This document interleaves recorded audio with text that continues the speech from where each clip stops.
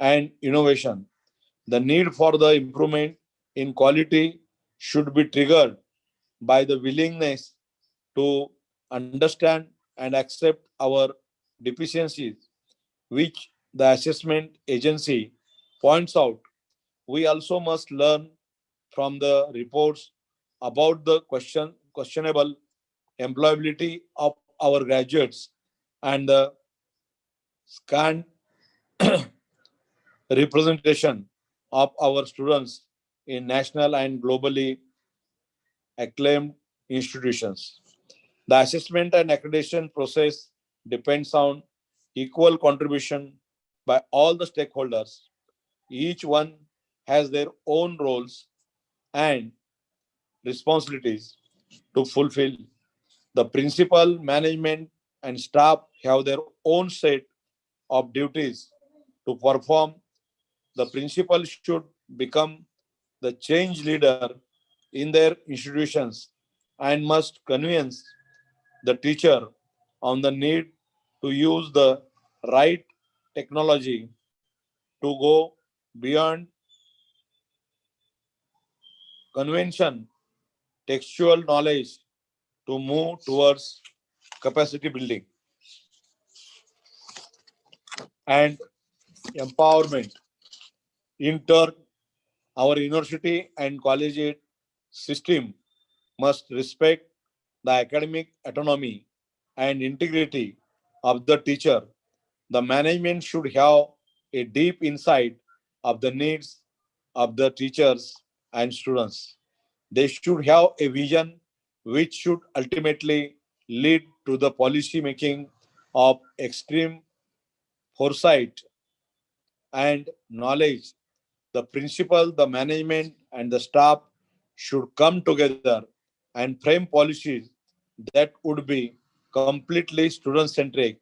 The results will be automatically follow.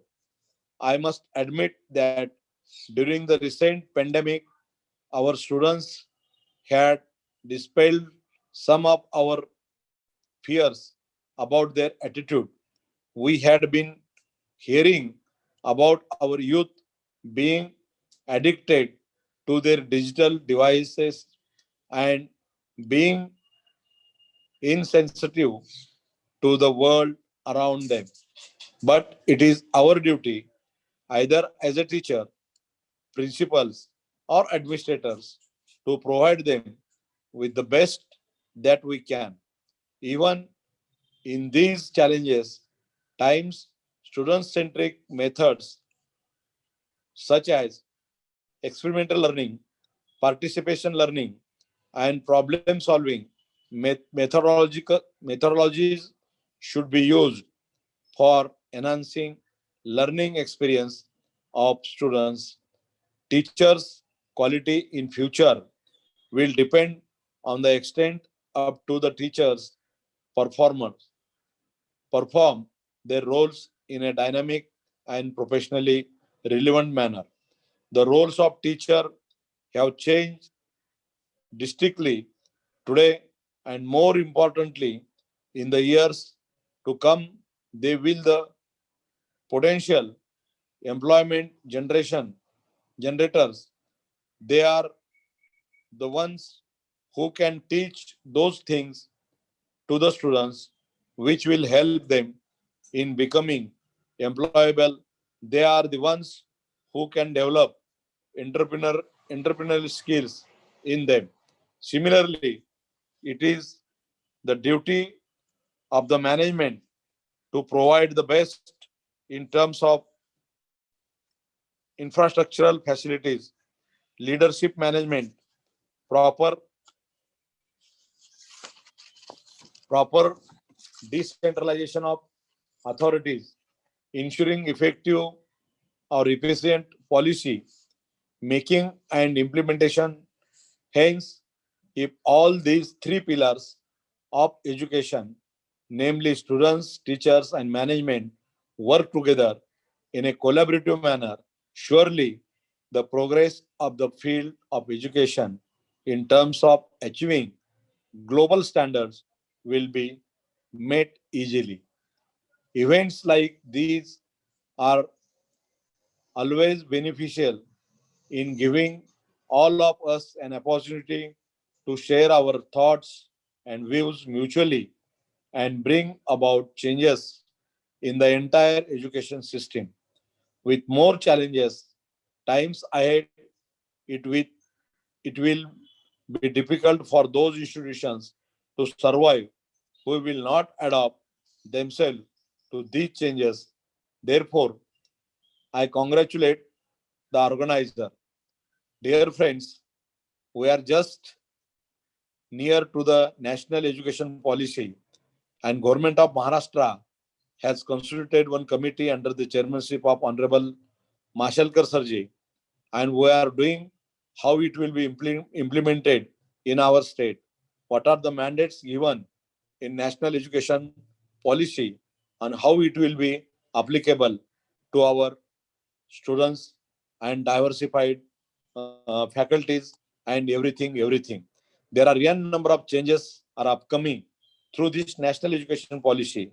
So we have to be ready to adopt all these policies of central sector in the world level and in the state level.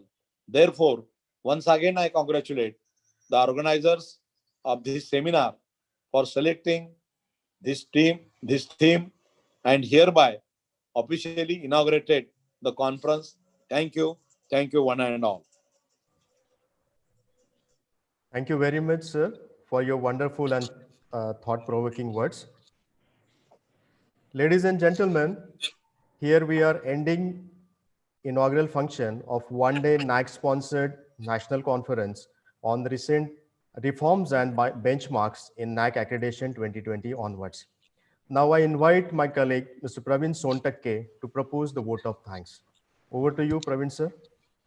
Okay, thank you. Am I audible, sir? Yes, sir, very much. Okay, thank you. Thank you so much, sir. Very good morning to all of you. I pay homage to the great visionary leader, Honorable late Shri Govindraoji Vanzari, sir, founder president of Amar Seva Mandal. Being a joint secretary of this national web conference, I am feeling very privileged to propose the formal vote of thanks. At first, I am very thankful to Honorable Dr. Srimati Suhasini Manzare Madam, President of Amar Seva Mandal, and Honorable MLC Advocate Abhijitji Vanzari sir, though they could not be here due to their extremely busy schedule, but they are always with us, and both of them are our constant source of inspiration. I thank them from the bottom of my heart. On behalf of the entire institution, I would like to thank the Honorable Chief Guest and Inaugurator, Dr. Dhanraj Mane sir, who is Director of Higher Education, Government of Maharashtra. Sir, thank you so much for inaugurating this conference and sharing your thoughts with us. We'll definitely take lots of things from your thoughts. I sincerely thank our guest of honor, Honorable Dr. Smita Vandari Madam, Treasurer of Amar Seva Mandal. Without her guidance and support, it would have been impossible for us to arrange this National Web Conference in such a short period. Thank you so much, ma'am. I extend my thanks to respected Dr. Dilip Badwai sir, Principal, Kamlanuru Mahavidyalaya, for ensuring the flow of all the resources required to arrange this conference. I am also thankful to respected Dr. P.B. Dahikar sir, Vice Principal of this institution, for his cooperation and coordination. I would like to thank Dr. Subhashi Mukherjee ma'am, IQAC coordinator and convener of this web conference. She has put all her efforts to arrange this web conference successfully. My words of appreciations are for Dr. Shardul Wagh sir, Head Department of Biochemistry, who has nicely compared the inaugural program. I thank to the organizing committee comprising of teaching staff, technical staff, and non-teaching staff. They all are working hard to ensure smooth conduction of the program. I thank them all. I am thankful to all of them who are directly or indirectly involved in the organization of this program. Last but not the least, I would specially thank to all the delegates, resource persons, respected teachers, research scholars from different states, different cities of our country, and the teachers from Maharashtra. Because of your active participation, only this program has become a grand success. Thank you, all of you. With the permission of the chair, I declare that the inaugural function is over. Now, I would like to call Dr. Ashish Mahajan, sir, to take over this proceeding. Now, over to you, Dr. Ashish Mahajan, sir. Thank you, sir. Uh, Thank you, Sontaki, sir. Being a co-convener of this conference, I welcome you all on this occasion of NAAC sponsored National Conference on the topic Reforms and Benchmarks in NAAC Accreditation 2020 onwards. We are very happy to have such a great personality from NAAC Bangalore itself, Dr. Ruchi Tripathi. She is Assistant Advisor to NAAC Bangalore, and I'm going to introduce her in brief. Dr. Ruchi Tripathi is presently working as Assistant Advisor in National Assessment and Accreditation Council, Bangalore. Dr. Ruchi did her Master in Business Administration with Finance and Human Resource as area of specialization. Dr. Ruchi has more than 15 years of teaching experience with extraordinary caliber and appreciable academic leadership. She has written 3 books in area of finance, economics, and human resource management. She also published many papers in national and international journals. She has presented papers in national conference, symposia, and seminars. During the last few years at NAAC, she has coordinated more than 190 colleges for assessment and accreditation. She is actively involved in data validation and verification process of NAAC and coordinated many activities programs at NAAC. She has coordinated many assessor orientation program at NAAC. Dr. Ruchi has delivered many lectures in the awareness program of NAAC in various parts of India. She has been the resource person for many webinars. She has also actively involved in preparation of standard operating procedure for NAAC manuals. She is one of the coordinator for the eastern region for NAAC, which comprises of Bihar, Chhattisgarh, Jharkhand, Odisha, and West Bengal. So we have the great personality for this session. So now I request Dr. Ruchi Tripathi ma'am to deliver her talk in this keynote address. Please, ma'am. Thank you, sir. Now I'm going to start my presentation. I just share my screen. I think I am on. Ma'am, we can see the screen.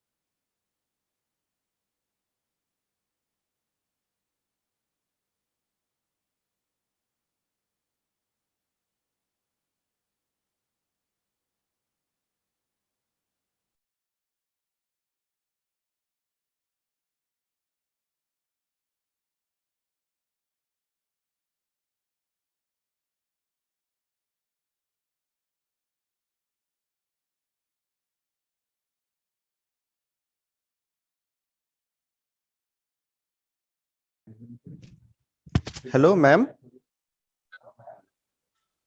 Hello. Ruchi, ma'am. Hello. Can you hear me? Hello. I think she got disconnected somehow. Okay. Yeah. No, she's in the meet at present. But she's not a co-host, ma'am.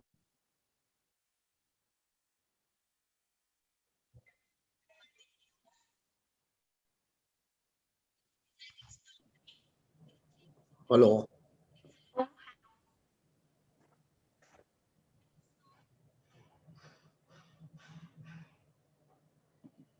No, no, so she's got disconnected.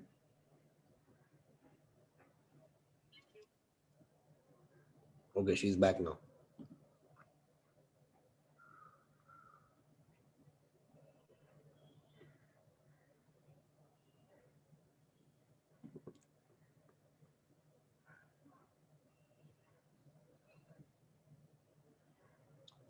Ruchi ma'am, we can't hear you.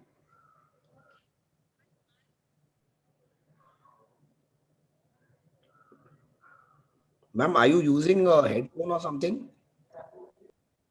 Can you try to use a headphone if possible?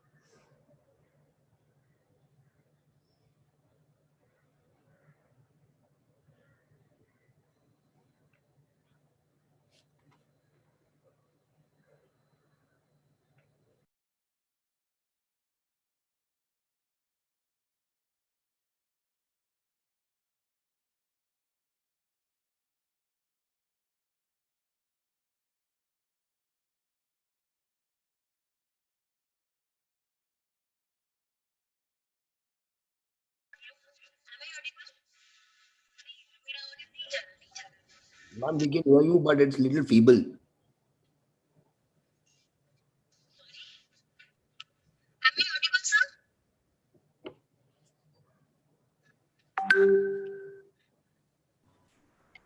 Ma'am, you are audible, but it will be better if you use the earphone because it will give clarity to your voice and people will be in a better condition to hear you. If you could kindly use the earphones.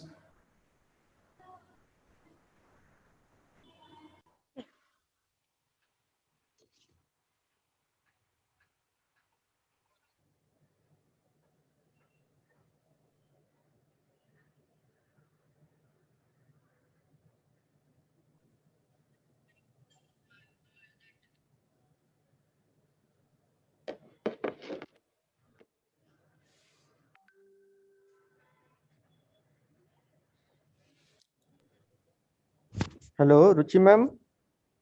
Please unmute yourself. Ha, unmute yourself.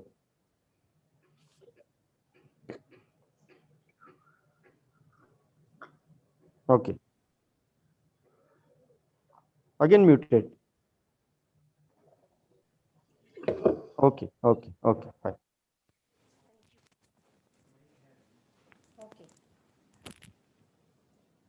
I think I'm audible. Yes, ma'am, this is but much better. Voice is clear.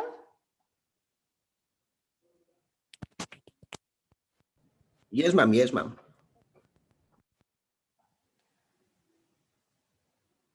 Sorry to disturb you. Sorry for the technical problem, maybe some setting problem. So now come to the point. Good morning to one and all present here and all the respected dignitaries. Am I audible, sir? Am I audible, sir? Yes, please go ahead, ma'am. Yes, ma'am. Okay, ma'am. Okay. Kindly share your screen. Okay.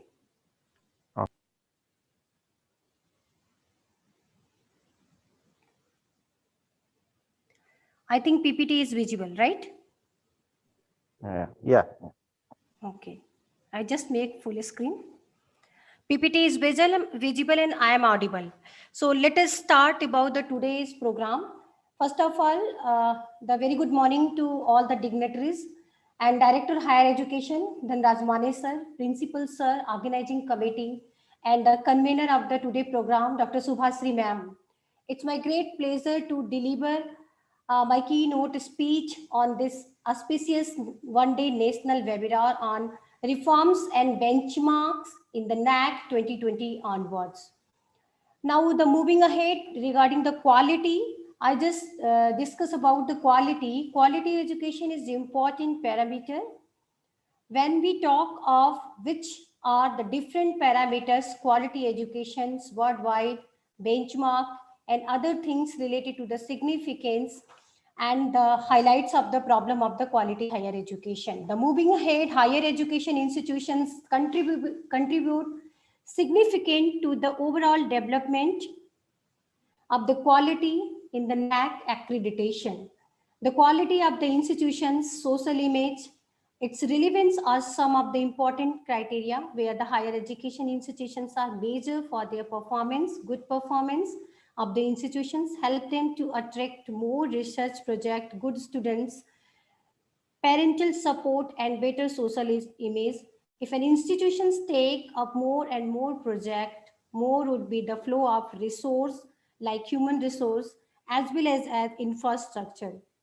Today, the competitive world demand good quality of education. It means good academic environments, knowledge of teachers, good teaching learning process, research activities, ambient class rooms, infrastructure, good library resource, and the today improving the quality of higher educations that campus life of the major concern of the higher education institution. In order to compete with the world economy, the India needs to develop quality manpower with modern outlook and values that needs the strengthen the Indian education system with strong roots with the socio-culture heritage along with the competitive individuals.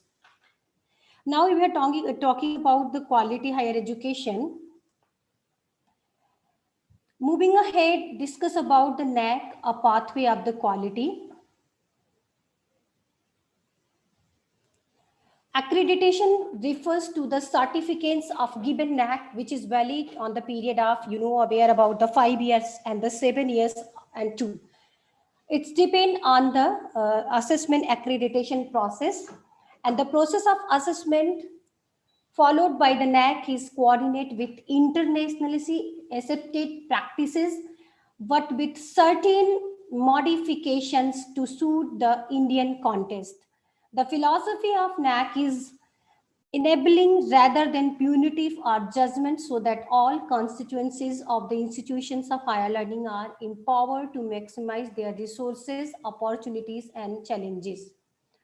Basically, NAAC is the agency of assessment and accreditation, carries the responsibility to make the institutions aware the quality assurance issues, mentor them to undergo the assessment and accreditation process.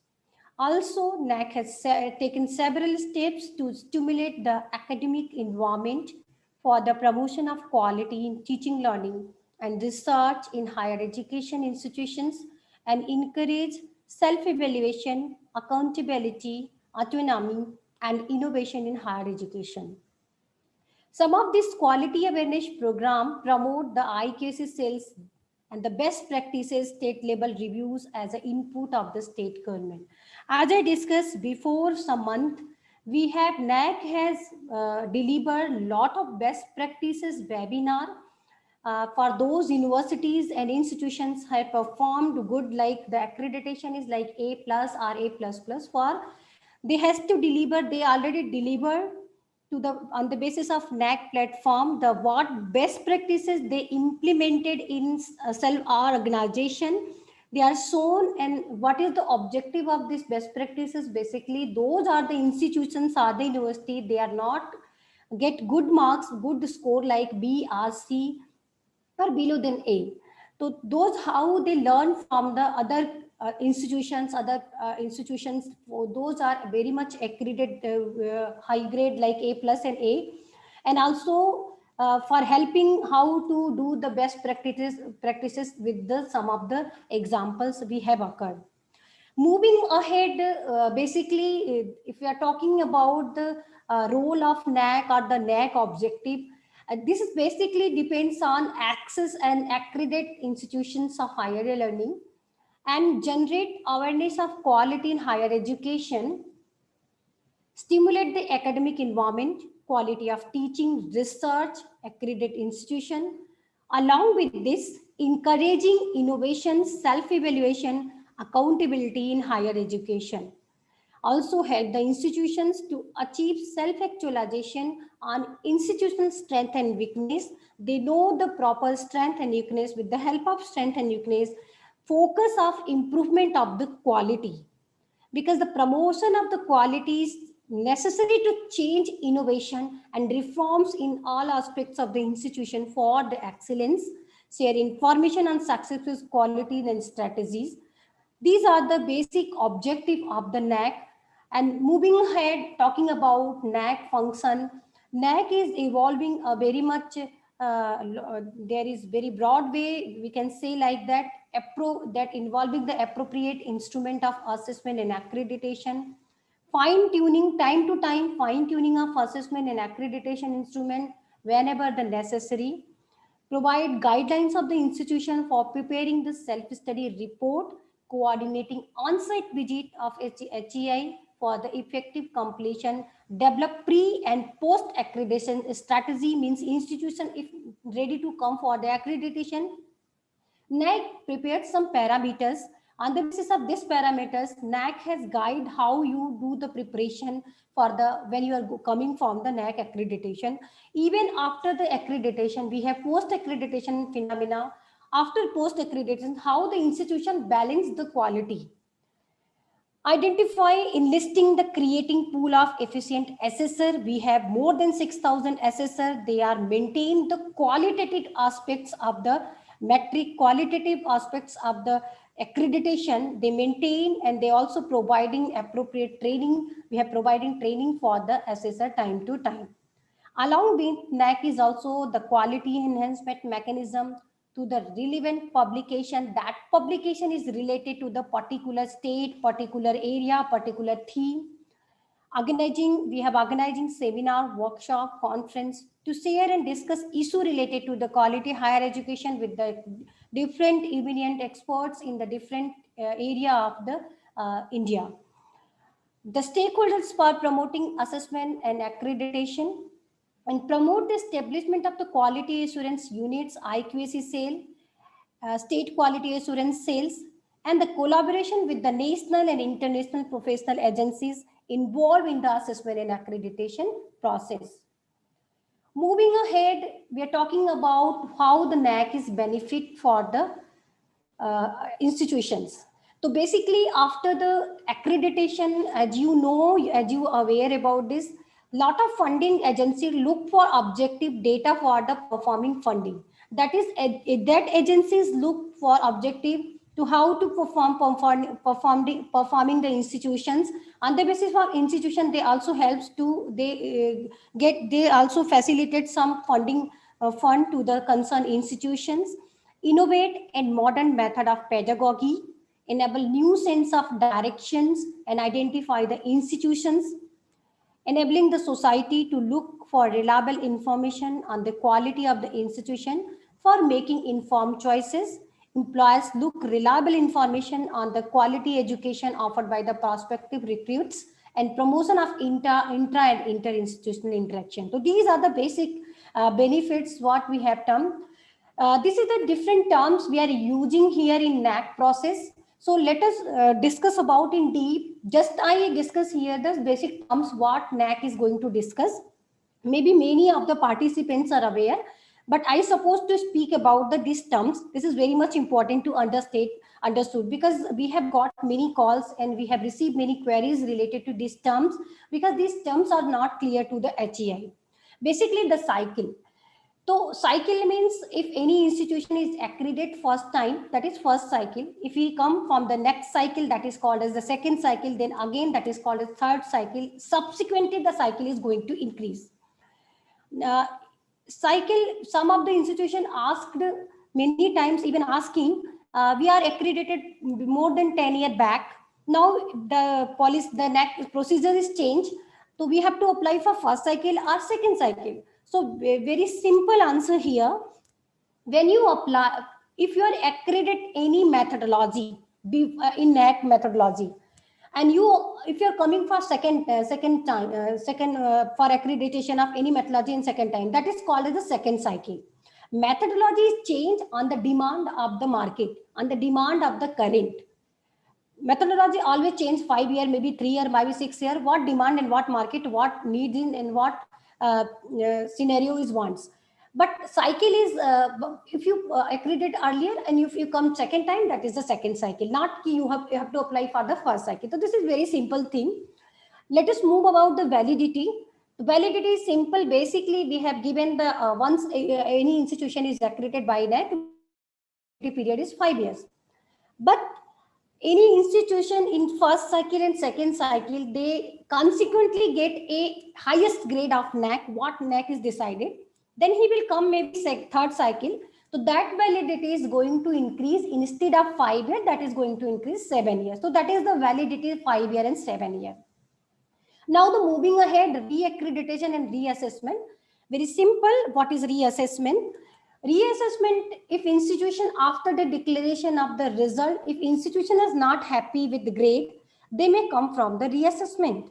But they has to come after 1 year of accreditation and before the 3 year of the accreditation. So this is the reassessment. Moving ahead, IQAC is the very important. In further slide, I am going to explain IQAC in details. And vision, it is clear about the NAAC accreditation and process. Understanding of requirements, it is whole the process starting from the registration to the post accreditation.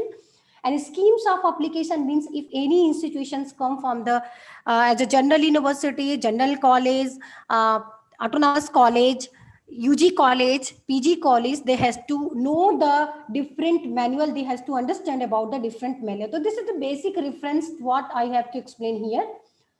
Now we are talking about the assessment. So assessment is the increase the quality and evaluation is to judge the quality. The judging is the different parameters, how the quality is increases. Some of the new initiative taken by the NAAC, just I am going to discuss here. This is very much beneficial to HEI, beneficial for HEI. Collegium of Assessor. Now day by day increasing the Collegium of Assessor and organizing training program, special session for the new assessor, how if you go for on-site visit, how you judge, how you get the marks, how you evaluate in the on-site visit. Along with this, we have also suggested to videography on the site of visit with the policy and measure the NAAC, how decide the videograph, and also covering a large assessment and accreditation. The ICT solution NAAC has decided to complete the pending as well as ensuring process of assessment accreditation institution. As you are aware, the COVID problem, due to the COVID problem, the transportation is stopped. So we are not able to reach the institutions that we again starting. Now the strengthening of ICT. The ICT, why I have mentioned in this slide, this is very much important. Why? The reason is what? As you know, the NAAC assessment and accreditation process is fully ICT based, starting from the registration, ending of result, even the post accreditation. Each and every process is the ICT enabled. So you should know, you have to aware about the ICT processes and how to apply the things and all. NAAC is already prepared documentary that is already hosted in our website for the facilitating the institutions. They know, understand the things and all. As I discussed, we have more than 6,000 database of assessor portals, and we have also the MHRD dashboard. The dashboard is the dynamic dashboard and represent the contemporary status of higher education institution for the different stages of assessment and accreditation. They also may see the position of assessment and accreditation, which institution is in which stage, what is the status of the institutions. Along with this, NAAC is prepared the video tutorial for the facilitating of the higher education institutions. We have prepared, NAAC is prepared video on English and Hindi in both language, starting from the registration to end of the result, whole process, how the institution is going to apply and fill the fill the SSR, fill the IIQA, filling out the criteria-wise explanation, and all those process, the DB, how to understand, how to solve and resolve the reply of the query asked by the DBB. So these are tutorials NAAC already prepared. Along with this is a very unique and important feature I want to discuss here. And this is very fast system. In-house development of issue management software. As you aware, some of the institutions, maybe many institutions aware about the IMS help desk support system. Once you registered on the NAAC, you have the access in this portal, HEI portal. You have one access that is called the IMS help desk support system. So this is very much important. If you have any doubt, any query related to any assessment and accreditation process, you must raise the clarification on portal and you get your result maybe within a day, after 2 days. This is the IMS system what NAAC is prepared. We have also centralized complaints management committee that only the taking care of the grievances under the purview of assessment and accreditation process we have inside in NAAC. Also, we have established the research analysis wing to NAAC has established research analysis wing to the available data that can help to spearheading policy decision in nation. Yes, I just want to give an example. NAAC has prepared different trend analysis, different publication related to the institution, different related to the performance of the institution, either the government institutions or the rural institutions or the granting and institutions or the 2F12B institutions.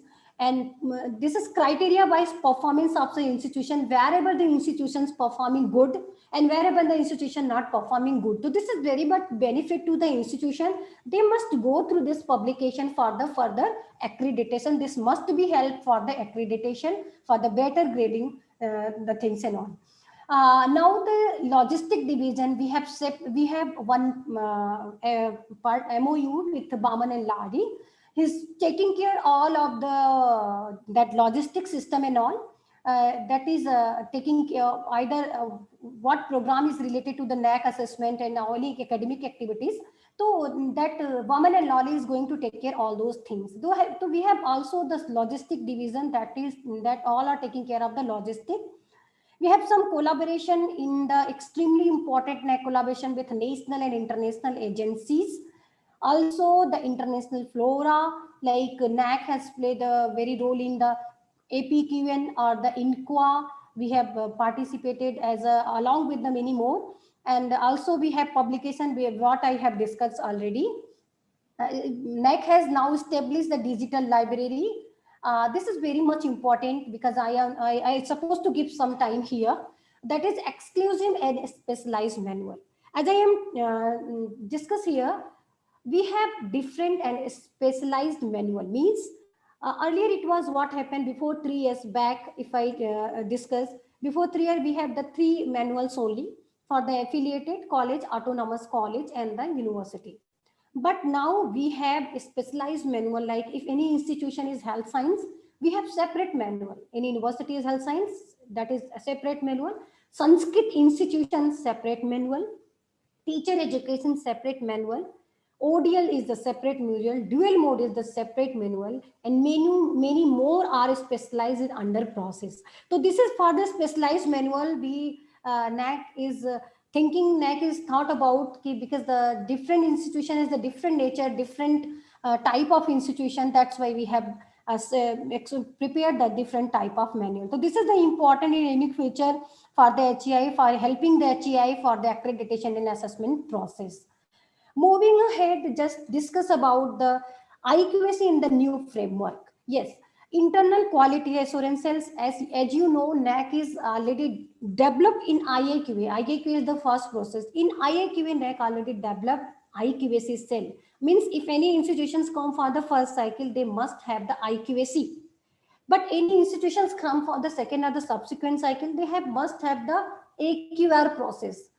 So IQAC is the quality assurance cell. As you know, the performance of the evaluation and assessment and accreditation. It is the quality upgradation of higher education institutions And also this is every accredited institution should establish IQAC cell is the very much important. Before accreditation, post accreditation, both are required. And also the quality enhancement and continuous process, the IQAC will become the part of institution system. As you know, the quality is not constant process, quality is the ongoing process, quality is the continuous development process for the evaluation, standard, parameters, skill development, program enhancement, collaborative learning, and outbound hand of the experience. So this is the quality IQC, quality assurance cells should be developed in the institution, and the state quality assurance should also be developed in the state level. So this is the IQC in the new framework. Moving ahead, this is very much important role of AQR in word look into improvement. Yes, this is the post accreditation phenomena AQR, but this is the part of IQAC.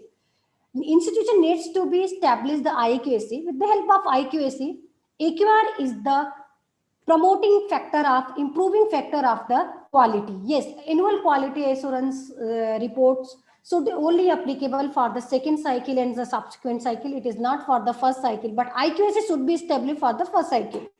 After the first cycle, as you know, the AQR is the mandatory for all the institution every year to fill the yearly quality information. What type of information is asked in NAAC format? We have the different type of institution like autonomous, UG, PG, university. So health science or the teacher education. In this format only HEI needs to be filled the AQR. This is the process of institutions tends to practice the data in every each year. This become a self-study report. So AQR is mandatory that 5-year AQRs become a SSR of the any institution. That AQR is necessary to maintain the quality, to improve the quality in the further process for the requirement of the current scenario and the future scenario. Now the AQR today's position to the tomorrow direction. Yes, institutions opportunity to compare their data. If institutions apply here, you may see here AQR for year 1, 2, 3, 4, and the 5-year. This 5-year become your SSR. As you know, in self-study report, NAAC is asking the data, NAAC is asking the information last 5 completed academic year. Then if first time if you accredit and after accreditation, first cycle you must be fill the AQR, and if you are going to fill the AQR yearly, that's become for the second cycle that all 4-year AQR your in institution's self-study report. To identify the strategy area of improvement, you must aware annually. If you are going to look quality, you must be very much helpful for the area of where your strategy, where your strength is important, where you must have to more improvement, more information you have to need. And also that area is growth as the per recommendation of the per TM, per peer team members. And also this is the continuous introspection of instructional performance in the different areas. As you know, AQR is the, I just discussed about the timeline. Now is the, this is already reflected in NAAC website. The 1st June, the window will be open, until 31st December, the window will be open. Means the after 31st December, the window is going to stop for the, if any institution is going to fill the AQR after accreditation, they must have ready for the 1st June and they have to fill within the 31st December. So this is the AQR how you fill after the accreditation. Now highlights of the current assessment and accreditation process. Now the automation system, as I told, fully automated assessment and accreditation process is automation, means ICT enabled process. And this is the data driven assessment and accreditation process. As you know, we have quantitative and qualitative metric. For the quantitative metric, this is approx 70% and the qualitative metric is the 30%. So HEI needs to be submit data in 70% data in the data form with supporting document, and for the 30% on-site visit is going on. After that, validation of the data for the external agency, you know, we have the third party called the DBB partner. The DBB partner is going to evaluate only the quantitative metric after the submission of self-study report. And after this, we have the system generated score. after the DBB process and after the on-site visit, that is a combination of online evaluation and peer team members, means the 70% score generated by the quantitative metric and the 30% score generated by the on-site peer team member. That is called the system generated score in the NAAC language. Parallelly, one thing is very much important: student satisfaction survey. That is also based on the what institutions fill the students information on in IIQA. In IIQA, how many students they claim this, how these students are ongoing student. So on the basis of that number of students, we have NAAC is going to send what information you submitted, like email ID, phone number and all. In this email ID, NAAC is going to send the link direct to the students, and student has to fill all those information. There is 21 question. They has to fill 20 question objective and 20 first number is the subjective. They has to fill and submit to the NAAC. Then system selection of integration logistic with through external agency. Yes, we have the external agency, as I told, that system selection, net, that all these things are the ICT enabled process. System is going to select the integration of the logistic, even travel plan and all assessor must have fill on the portal, and NAAC is going to taking care all those things in different tabs. We have the pre-qualification score. That pre-qualification score is the after the quantitative metric verified by DBB partner that is generated, that is called the pre-qualified score. This is the more than 25%, equal to 25%, more than 25% of the institution score marks, that is called the pre-qualification pass. Below is the fail. This is total confidently starting from the IAQA to till visit. And also institution focus, the values, innovation, issues, inclusion and distinctiveness. This is the overall structure of the assessment and accreditation process. I'm not going to spend much time here because I know many people are aware about this. This is the first process of IAQ after registration. If accepted, the self-study report. There is two parallel process, self-study report and DBB process. After DBB, there is pre-qualification score is going to generate 25%. If institution is passed, there is peer team visit. If institution is failed, that is means there is file is going to close. That must have applied after the 6 months. So this is the overall process of assessment and accreditation process. If you're talking about the quality is also depend on the students and teacher interaction, and the student teacher interaction is depends on the different parameters, how the learning outcomes, how the students is going to learn better for the planning of the teacher. The teacher if planned the better way, the students obviously going to perform the better. Time to time brainstorming and knowing of the technology support, learning demonstrate, and also allow to students to present their learning through the selection, to the participation, to the active participations, and the look the value of technology, reflection of the ICT enabled procedure, and also the group discussion is important to students to how they learn, how teacher plan, how teacher deliver, how teaching aids used by the teachers. So these are the things to support the knowledge of the students. Finally, if we are talking about sometimes after the study, though if students is at the time of placement, students maybe the position is like that. So it depends on how you plan, how teacher plan, how students are ability to plan the thing. The quality knowledge content, it means not like that after the whole study students is blank like that. They must be aware, they must be ready for the placement, they must be ready for the job. Ability to apply knowledge for the standard classroom problems, self-directed, independent and lifelong learner, acquired the ability to learn from the experience, deep knowledge and understanding of the subject matter, how apply, how improve, how innovate, how to update, strong passion of the subject for the teacher and the students, and the inspirational role model of the students. Now coming to the next topic, that is academic planning of quantitative metric. So this is very much important if you're going to apply for assessment accreditation process, either the submission of self-study report. This is very much important on the NAAC point of view. Understanding of metric is very much important. Sometimes we receive many queries from the HEI, this metric, which kind of supporting documents supposed to submit. So as I just wanted to tell here today, as an academic institutions is the better to understand what metric content wants, what kind of policy document, what information wants. So understanding of metric is very much important. What is the quantitative metric, what is the qualitative metric, as you know, but the metric means metric is asking faculty information, metric is asking collaboration, metric is asking PhD certification, metric is asking research project, metric is asking student placement and all. So what metric wants, because we have about the 70% metric depends on the type of institutions. To understand the metric, what metric needs. Moving ahead, relevant supporting documents. You know, if any metric is asking, if you are asking about the summer internship, one metric is there, we have 132, 134.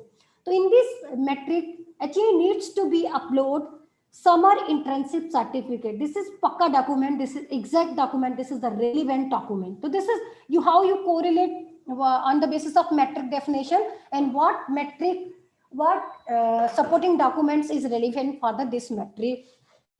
You please also go through the NAAC manual guidelines, data template, supporting documents, link, refer standard operating procedure. We have prepared standard operating procedure with eminent expert of different region like Eastern, Western, Northern and other region.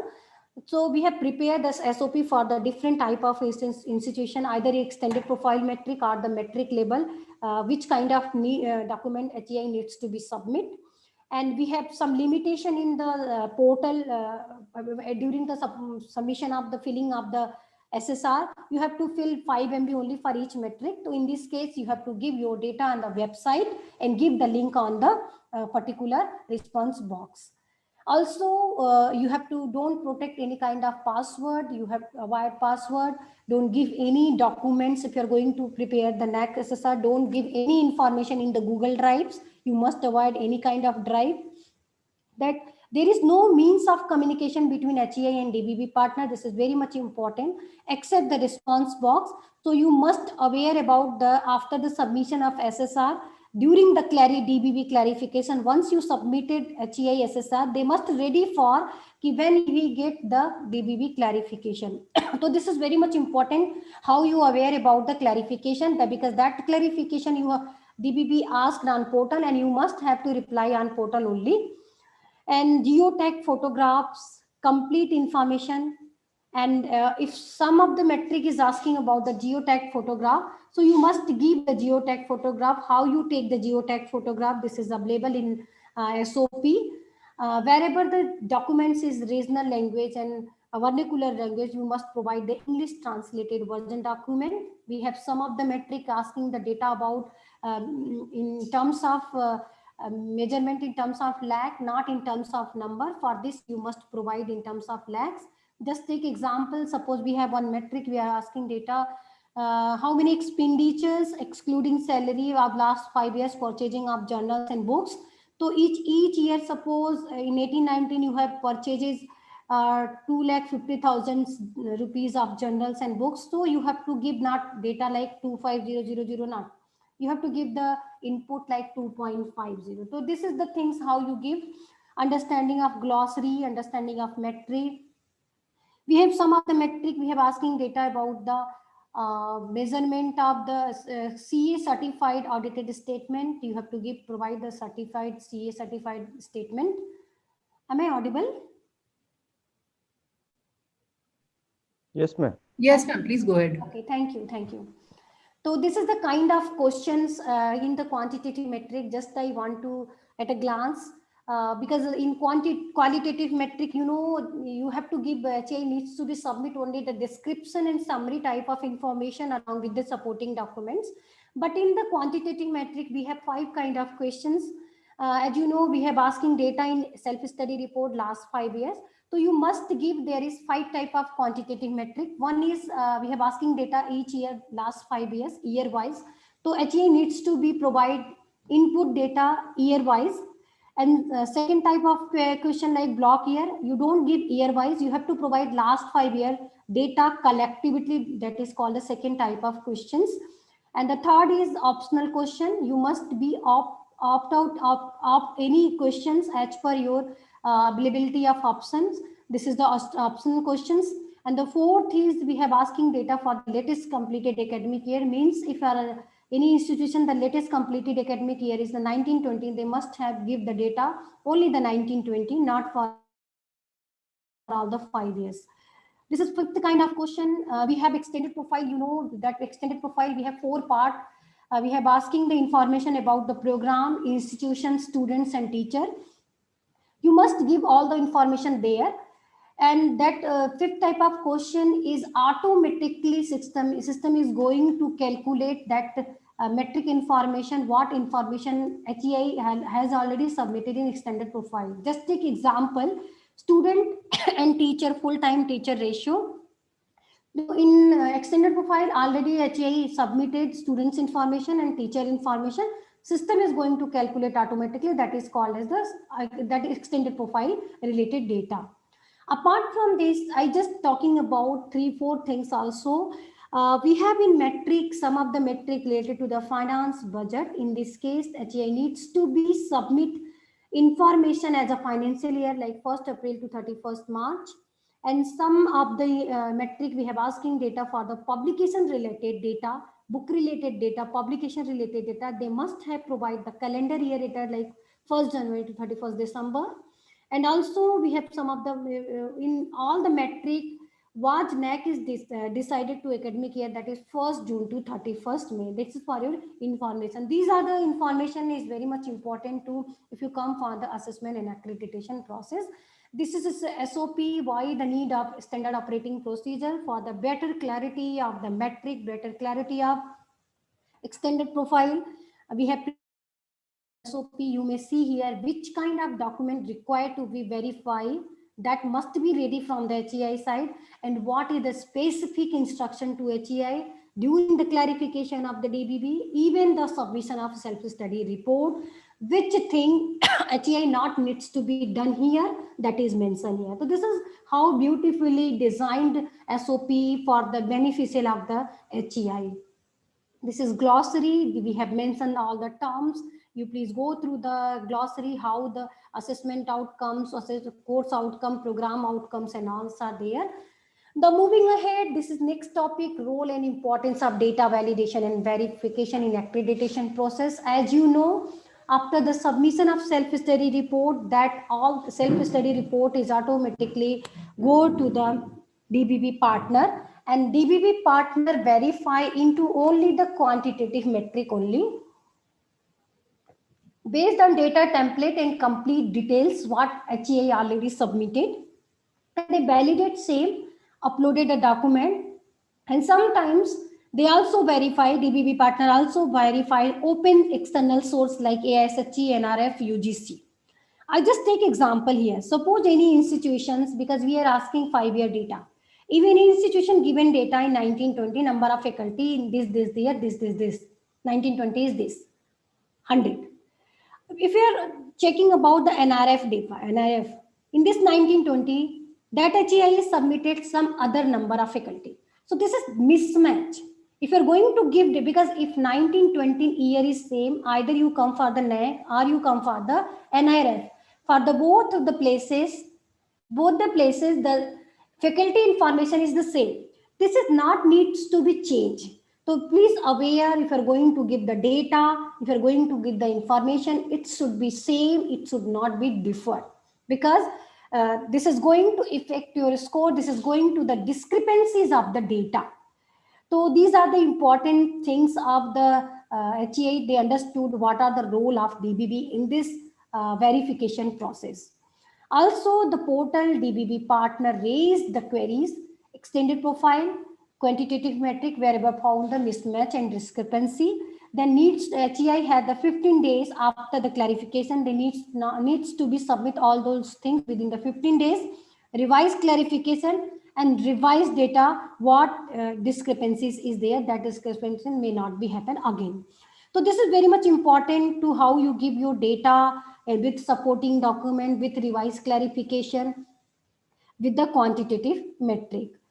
Moving ahead, for the better clarity, we have already prepared SOP. You know the standard operating procedure. You please go through there. I also tell here there is no extension of time will be given to the submission of the DBB clarification in the 15 days. Then 15 days is pakka. We are not going to give more than 15 days. If any natural problem and today like COVID problem, so we are supposed to give the institution for the extension, but not the normal situation. There is no second level of clarification. It means once the DBB raise the clarification and HA has only one chance within a 15 days to reply. If you are reply, that is okay. If not reply, we are not going to give another chance. NAAC is not, there is no provision to give the second chance to reply the clarification. Also, we have some of the metric, the data is very large. So in this case, the random selection of data shot by the DBB partner and DBB will take the decision pro rata basis. I just take example here. We have one of the metric, we have asking data. This is for all type of institution. That's why I'm taking this example. We have asking data, one of the metric we have, how many students are gone for internship project report and all, research project and in field visit. So in this case, what DBB asked during the DBB clarification, they may select some random selection of students XYZ and ask, please provide institution these students internship certificate. So you must have to provide how many numbers they ask. You must have to provide. If you're not able to provide, that decision is pro rata based, means instead of suppose DBB asks 10 certificate, you provide 6 or 8. So DBB is going to take decision pro rata based, means your input what you claimed that is going to reduce 80% or 60%. If you're going to provide all the information, all the 10 certificate, what input you claim that they consider as it is. So this is the things how the pro rata basis, how the random selection is going on. Non-compliance of DBB, this is nothing any process, but this is the, if any avoidance of students, very simple process. Actually, I have told ki DBB raise once you submitted your SSR, this is assigned to the DBB partner. DBB partner check all the quantitative metric. Wherever they found discrepancy, there is clarification. Suppose I just take example of PG college. In PG college, we have 60 quantitative metric.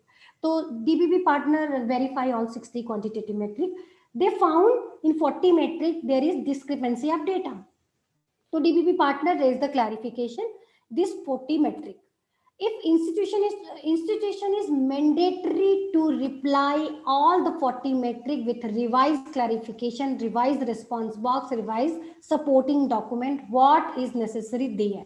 If institution is not able to provide 40, there may be reply for 10 metric, less than 40 metric means either 35 or 30 or 40 or 20 or 10.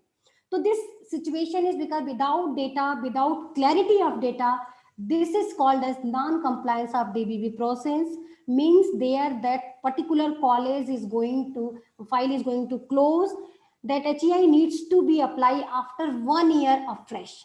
So that situation is not going to become, that's why NAAC is already prepared a lot of documentary, video tutorial, standard operating procedure and all. That situation may not be happen, and this is the very much institution important to know the process of assessment and accreditation. Now moving ahead, this is the pre-qualification score. This pre-qualification score is the overall quantitative score. If the institution get 25% or above, that is pre-qualification pass. Below means pre-qualification fail. But in this pre-qualification, student satisfaction survey is not included. That student satisfaction survey is the separate. This is not part of the pre-qualification. This is the support help desk. Wherever you feel any doubt, any query after the registration, you may raise the clarification on portal.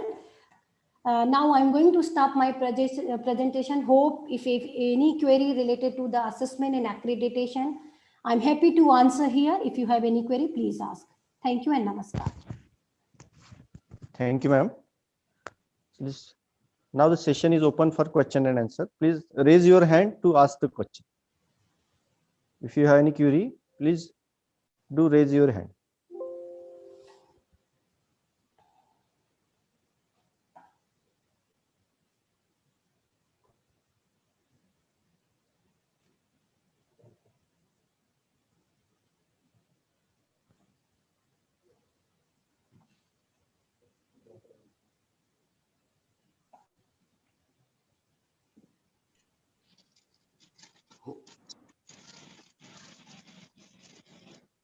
Hello. Hello. Yes, Yes, Sudhakar sir, please. please. My question is, ma'am, for Ruchi ma'am. Yes, sir. For AQAR, hmm, the submission date was 31st December. Ji But एक पत्र आया था NAAC पर कि 31 मई तक वो भेजना है ऐसा बोल रहे थे. जी हाँ, वो कोविड की वजह से मैंने आपको बेसिक चीजें बताई जो रूल में है, जो पॉलिसी में है, लेकिन चूंकि कोविड की प्रॉब्लम है इसलिए जो आपका 1920 का AQR है, 1920 के AQR के लिए NAAC ने टाइमलाइन इंक्रीज कर दिया है, 31 मई 2021 तक आप भर सकते हैं. उसमें जो पेंडिंग शब्द आया है उसका क्या मतलब? पेंडिंग बोला ना? पेंडिंग मींस कि हमारे लिए यदि इंस्टीट्यूशन ने AQR नहीं फिल किया तो दैट इज पेंडिंग, बिकॉज वो 1920 का it must be fill before 31 December, इसलिए वो पेंडिंग हो गया. तो ठीक मैडम. हाँ ऐसा है. Thank you madam. Thank you. Any more questions?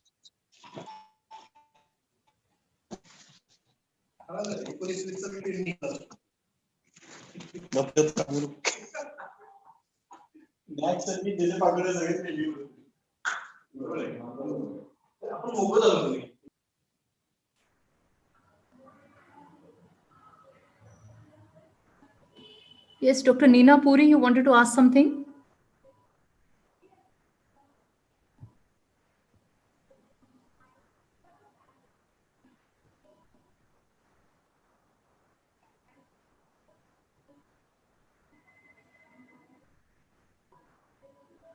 She raised the hand and now she's. Yes, she had actually typed the question in the Q&A section. So I'll just read the question on her behalf. Please elaborate how a remedial course is to be designed. This was a question. Please elaborate how a remedial course is to be designed. Okay. Ma'am, I just tell you, for better clarity, you may please go our NAAC manual. We have mentioned there in glossary for some of the remedial course, but I am supposed to respond you because you are asking me. The remedial courses depend on the students' performance. So first, what I am thinking, first you have to see the situation. First, you know the situation of students, how the students, what are the parameter of student, what is the catch power of the student. First you need the students catching power, then accordingly you will provide the remedial courses or remedial classes as per requirement of the students. Wherever students may not get more, so this is the particular area you must be provide some information, you must have to do some extra thing, you must have to do some different thing for the particular area. That is the way how you design.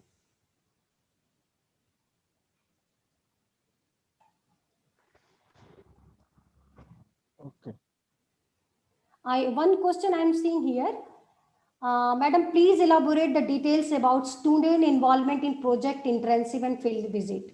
So for this, we have two things. First, though, some of the institutions, some of the courses, it is already mandatory for the summer intensive, like some of the BTech courses or the MTech courses or any other courses. So they must have go involved for the project.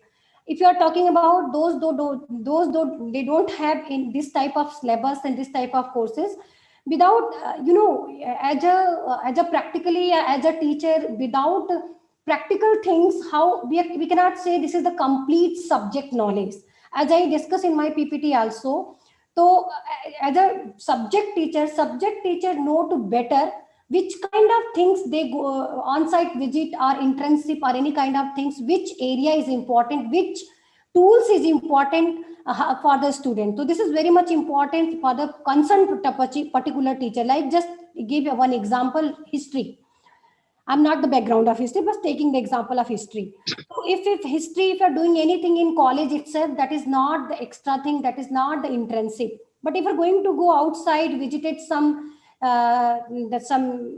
old temples, some old museums and all, and discuss about some what is there in earlier, what is the use of current, what we have to do in our research project. So that is the things how you have to do, depends on the subjects and all. Hope I'm something answered. Yes, Dr. Neena Puri, ma'am, please ask the question. Yes, sir. Am I audible? Yes. Good afternoon, all. Ma'am, I would again want to seek clarification on the same question. what I understand is we should hold a diagnostic test for the students in the beginning. Then we should distribute the students according to their learning abilities, whether they are slow learners or advanced learners. And accordingly, we should plan the remedial courses. But my question is, do we need to hold remedial classes and answer to the doubts and queries of the students, or we need to make a complete syllabus, like what topics we are going to discuss? Because our college is emphasizing on a course. So what I want to clarify is what course content should be like. Should it be some strategy or should it be some topics in it? Hope Yes, I'm ma'am. clear. I think not, yeah, I think not only course and not the question answer. I think both are required. As per my knowledge, as per my understanding, both are required. Course as well as the question answer. Doubts, they both are required. Both are mandatory. Both are important, equally important to students for the remedial courses. So I think both are important, not only one, because if you're doing accordingly class because no question answer, no doubts are discussing, so this is waste, I think. So question answer and doubts is also important, equally important. How you design the course and syllabus, this is both are equally important. Right, ma'am. Then we should design a course, but depending upon the feedback of the students, where they Yes. lag behind. Yes, Okay, ma'am. feedback, requirement, needs, and what is the current scenario. You know the things, all each and everything you have to study. Then you are able to get something. Right, ma'am. Thank you so much, ma'am. It's my pleasure.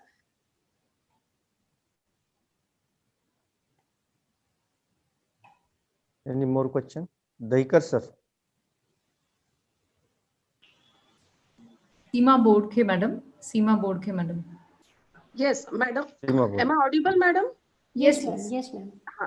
I would like to ask the question regarding student progression. How to trace the progression of student once they are out of our college? Yes. They have taken your TC and they have moved forward. So then how to trace them? Is there any particular procedure given by NAAC? Why the metric is there?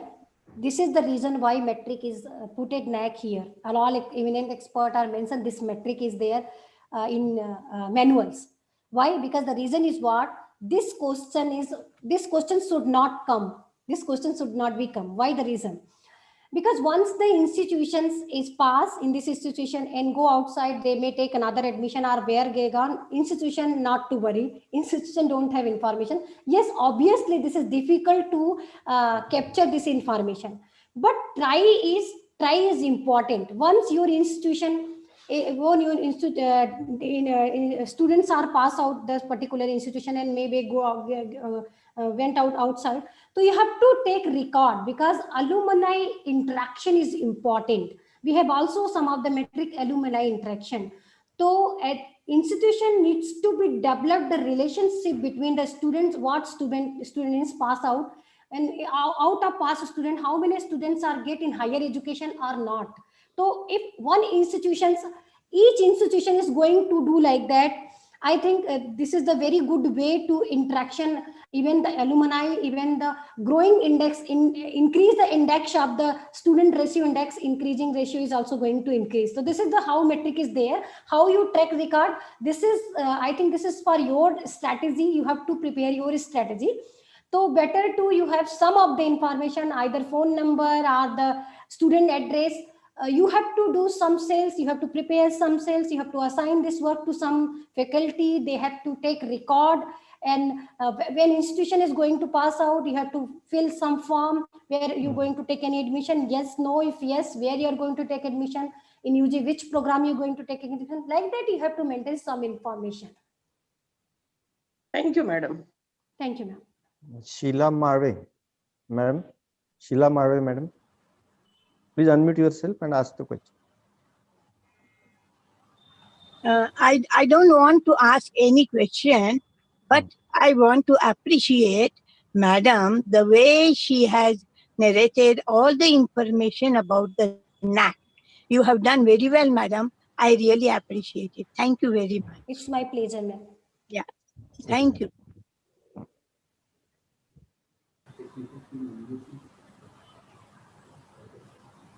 नहीं नहीं सृष्टि madam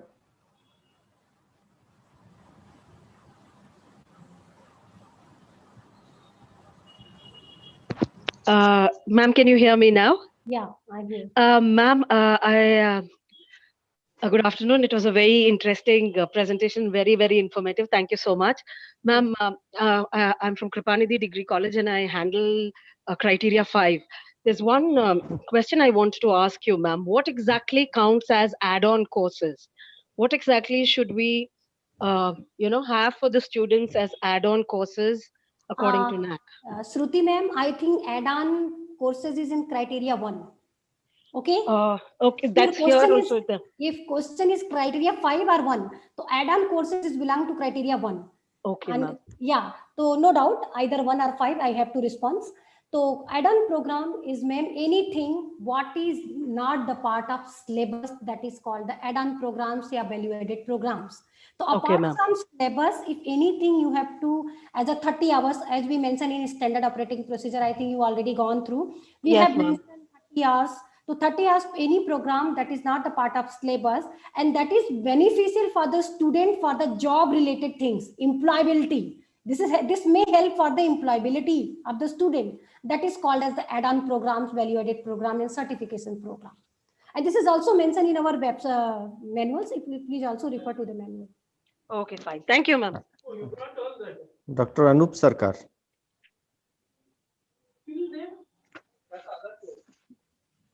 Dr. Anup Sarkar, please unmute yourself. Good morning, madam. Good morning, sir.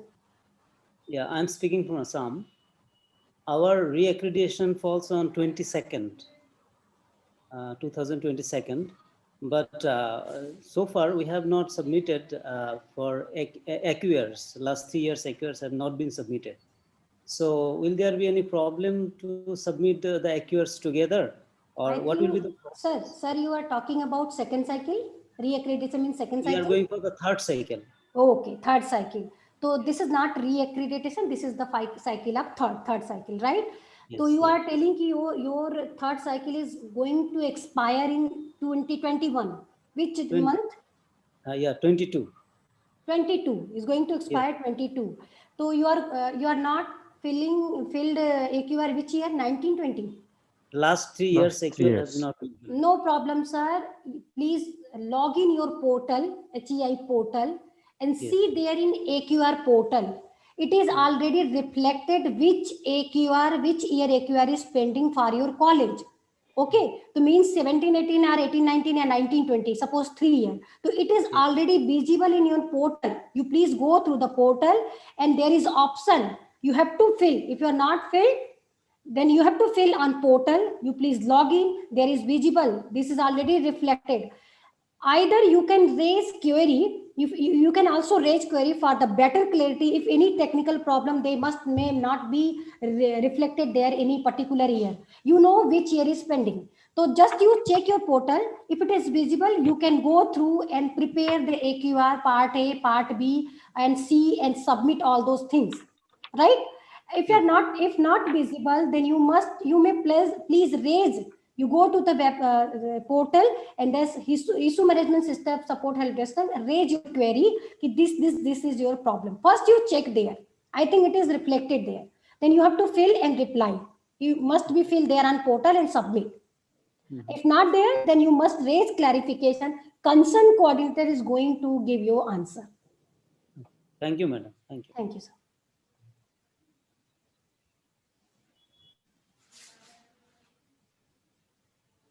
Dr. Varsha Patil.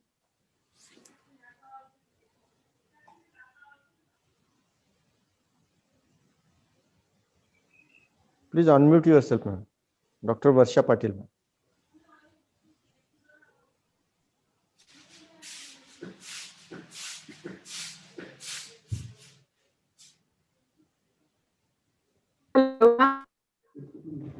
Mahajan sir, I think this will be the last question because we are already running out over time. Okay, correct.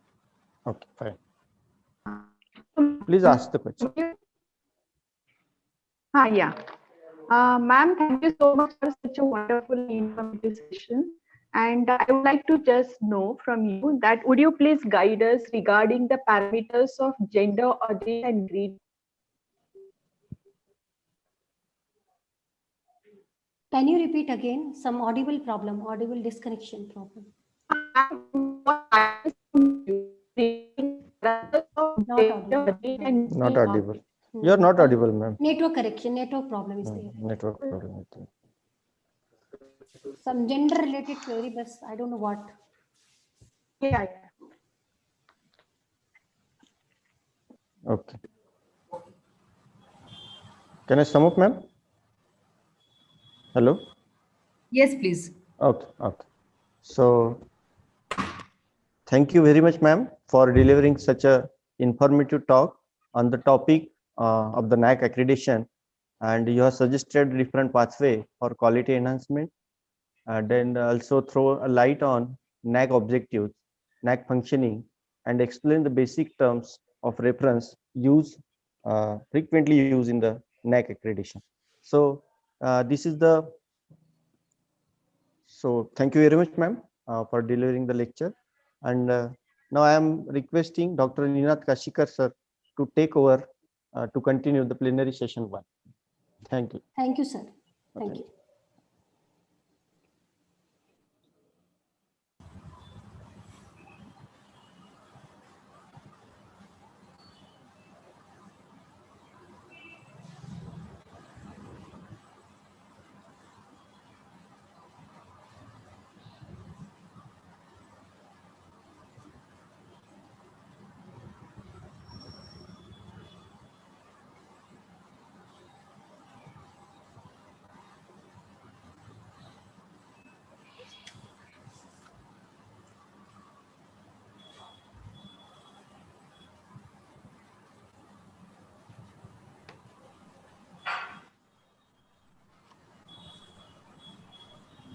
Am I audible?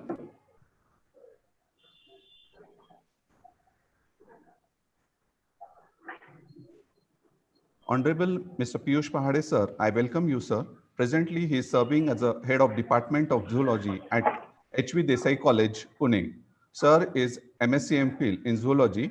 He is the author of 8 books in biology, zoology, and biotechnology. He has published 10 research papers in international journals. He is a founder member of IKC Clusters of India. He is a soft skill trainer and conducted more than 2,000 workshops on this. From the past 10 years, he has trained more than 1 lakh plus participants. He was also a resource person for teachers training in FDP at various colleges. He is permanently associated with St. Teresa Institute of Education, Santa Cruz, Mumbai, Modern Law College, Pune, MIT Engineering College, Pune as an IQAC member. Sir is serving many organizations in documentation process, policy writing, academic audits, website standardization, and institutional work, etc. I think I have introduced him in brief. He is more versatile faculty. So I welcome Honorable Pahade, sir. Now I request Dr. Deshbhata, sir, to introduce other resource persons. Over to you, Dr. Deshbhata, sir. Thank you, Dr. Kashikar, sir. I take this opportunity to introduce another distinguished guest speaker, Honorable Dr. Badrunisa. Dr. Badrunisa is presently working as the head of quality control Krupanidhi Group of Institution, Bangalore. Dr. Badrunisa is an eminent biochemist with 1 patent and numerous national and international research publication honor credit. Her passion for research has ensured that the faculty and the students of Krupanidhi Group of Institution actively participate in the research and publication. Dr. Badrunisa's area of specialization are biochemistry, drug design, and entomology. She has multifaceted personality who has command on both the arts and sciences. Born and brought up in the Bareilly, she did her undergraduation there. She moved to Gulbarga for her post-graduation studies and was awarded her PhD by the Mangalore University. Dr. Badrunisa has taught in the Bareilly Institute of Technology and Management for 13 years. In January 2016, she moved to the Bangalore and joined the Krupanidhi Group of Institutions. She is a dedicated teacher. She teaches in the College of Degree, Physiotherapy, Pharmacy, Nursing as well. Most importantly, she has collaborated with IQC Cluster India from 1 year. Dr. Badrunisa is a proficient in the 5 languages and is an excellent Urdu poet. Besides being a certified technical teacher from Cambridge, certified as an ISO Lead Auditor Award with the Best Principal and Lifetime Achievement Award in Innovation and Teaching, along with the Appreciation Award with the Chairman Krupanidhi Group of Institution for the successful implementation of the quality in the institution. She is an exceptional motivational speaker for the students appearing for their boards exam. During her free time, she indulges in the fashion design, designing clothes for her family and the friends. Her firm but gentle administration ensures the smooth functioning of the college. Her calm and composed nature makes her approachable to the students and the staff alike. We are very glad that we have got two very distinguished speakers today. And now I will hand it over the mic to Dr. Kashikar sir. Over to Dr. Kashikar sir.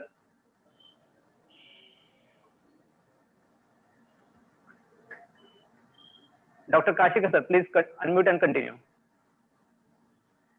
Thank you, Dr. Deshbata sir.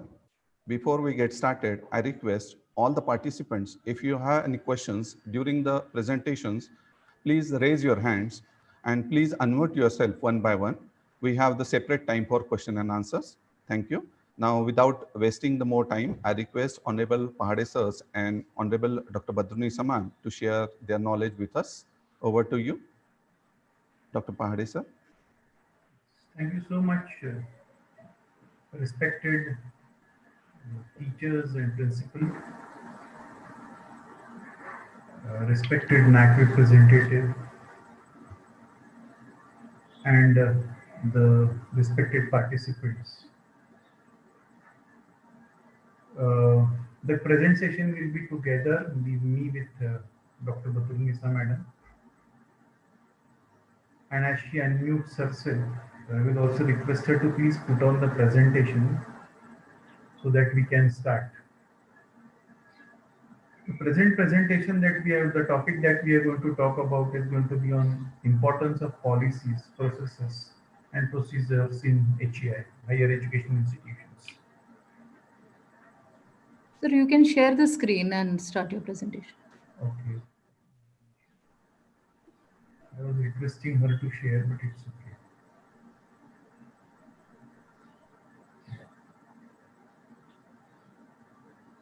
Fine. Something that we do and something that we don't do. Something that we do and something that we don't do.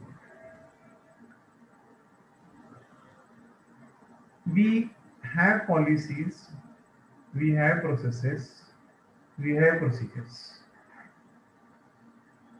We follow them, but we don't write them. And because we don't write them, we keep on facing problems.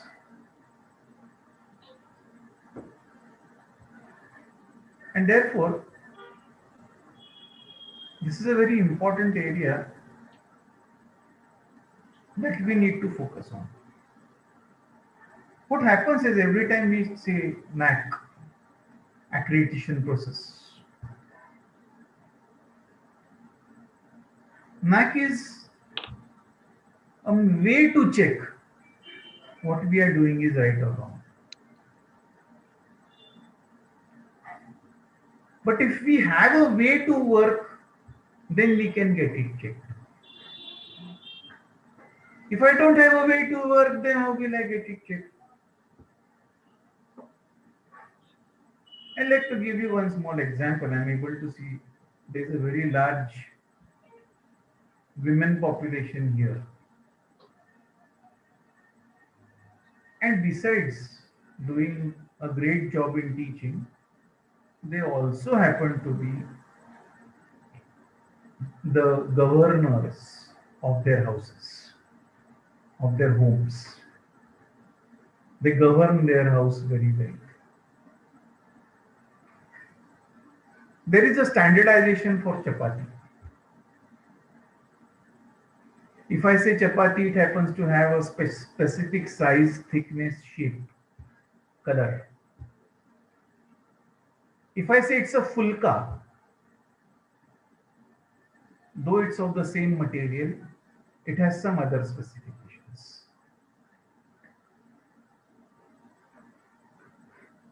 Though nowhere it is written down that the chapati has to be of so and so size, or a fulka has to be of so and so size, or the process of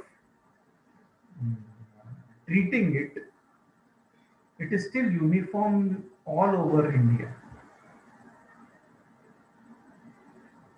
It is a matter of policy and process and procedure to see to it that whether it is a chapati or a fulka.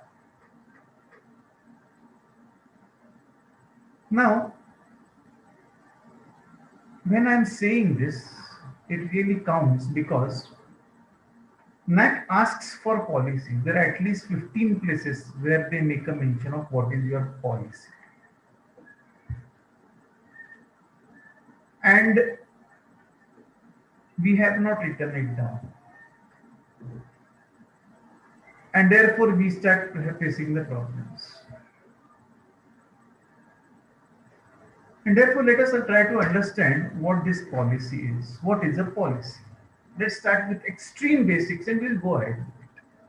I'm saying this because me and Dr. Badrunisa conduct one course of 3 months for the leaders, that is the principals and IQC coordinators primarily, and the directors of institutes, on how to write down a policy, how to work out a policy, how to implement a policy, and how to audit a policy.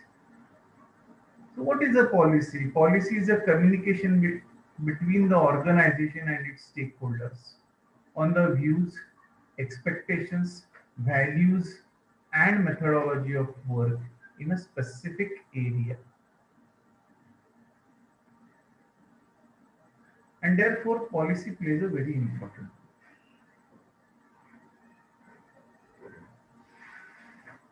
अगर ये नहीं करते हैं तो it starts costing us.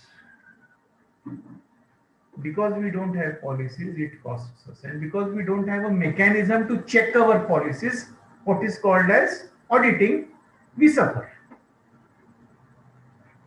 I remember I was having a meeting with one of the colleges and then they said, well, what is it that is needed? I said, looking at your EQRs, you need policies. There was an intelligent IQC coordinator who said, "Hey, उसमें क्या है? 2 दिन में सारी की सारी policies लिख देंगे." I said, I am very proud of you. सिर्फ ये बताओ उसको implement कैसे करने वाले हैं? बोले implement करने के लिए थोड़ी लिखनी है, NAAC को दिखाने के लिए लिखनी है. Then why are you writing down here? Why are you wasting the time of your organization? A policy is something that you do. All of us have an admission system and we have an admission policy. We haven't written it down. And therefore, when a new team takes over, there are problems. And even when an old team takes over, is working, there are some issues that you don't recollect. And that year you do try to do something new. So policy is a communication between the organization and its stakeholders. And any communication cannot be lazy. There once upon a time, there was somebody had come to my place and my son said, Baba, somebody had come to meet you. I said, who had come? He said, I think so, he was 50 years old or maybe he was 30 years old. If somebody is 30 years old, he's a different person. If somebody is 50 or 60 years old, he's a different person. This cannot be a policy. And this cannot be a communication. So therefore, policy is a communication between the organization and its stakeholders. This plays a very important role. And second part is try to keep it written. It must be written. It is a direct link between the organization's vision and day-to-day operations. Now look at this. If I ask a question to any of the participants, what is the vision and the mission statement of your college? Trust me, 90% of them will not be able to tell it. keep in mind, vision and mission statement is the most important statement of the organization. Vision and mission statement is the policy of the organization. If you say it's a student-centric organization, then it means it is a student-centric organization. It does not mean on paper it is student-centric organization. Or in the vision and mission statement, it is a student-centric organization. Actual में it is teacher-centric. ऐसा नहीं होगा. अगर आप कहते हो student-centric procedure है, then in that case, in every committee of yours, there must be a student. Every decision making that is going to be taken must account for a student or a student representative. His views must count. Then it is a student-centric methodology. If you say our teaching is student-centric, then it cannot be teacher-centric. Then you cannot say, I will go, I will dictate, you will write, and the story is over. Then if it is student-centric, you must have some other mechanisms. Maybe an LMS. Maybe you are going to tell your student कि भाई पहले पढ़ के आना है, वो LMS के ऊपर जो डाले हुए वीडियो जरा देख के आओ, हम उसके ऊपर बात करने वाले हैं. तब वो बात करने वाला है आपके साथ में और आप उसको डायरेक्शन देने वाले हो. इसका मतलब है टीचर सेंट्रिक मॉडल है shifted to student centric model, यानी स्टूडेंट्स को सपोर्ट करने के लिए टीचर है. So he becomes a friend by side and not a teacher. So authoritarian teaching mechanism खत्म. हमारे वर्ड्स में बहुत मतलब होता है, और अगर आपने कुछ विजन मिशन में लिखा है तो उसकी तरफ देखो, वरना आप झूठ बोल रहे हो. And we write a vision mission statement because NAAC wants it. It does not mean that we are doing it. Your vision mission statement is your policy. और अगर वो पॉलिसी है तो उसकी इंप्लीमेंटेशन कैसी है, ये आपको बात करनी पड़ेगी. Every time see what is every time. I was listening to one of the questions, and then there was a mention कि we have sent some reports, we have not sent some reports, etc. When the peer team comes, what does it do? It goes to the principal first. It listens to the principal for 40 minutes, and then it says, now let us talk to IQAC. And IQAC के लिए time जो है 60 minutes का है. ये क्या बात है भाई? प्रिंसिपल को 40 मिनट और IQAC कोऑर्डिनेटर को 60 मिनट. ऐसे क्यों? Primarily because principal tells what is done and IQAC tells how it has been done. इसका मतलब है policy drafting, policy writing, policy implementation, policy auditing becomes a job of IQAC. Becomes a job of IQAC. And therefore, a vision mission statement is directly related to policies. What more? Let us look into some types of policies. I will have a talk for some time, and then we'll also be taking up questions. There are three basic types of policies that I wish to make a mention. One happens to be, the first one that you are able to see happens to be the top level policy or the board or the top management policy. These relate to the governance of the organization.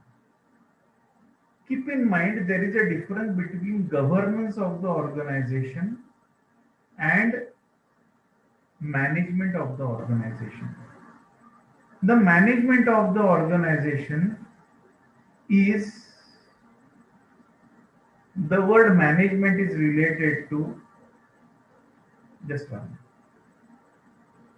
The word management is related to the middle management. The top management, what top management does is governance. What middle level management does is management, and what departmental and office does is administration. Just try to understand these terms. So that the board of the organization or the mandal of the organization is the top level management. It prepares those policies, or it should prepare those policies which work at the governance level of the organization.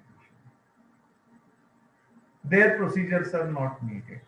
Admission process must take place properly. ये उनकी policy होगी.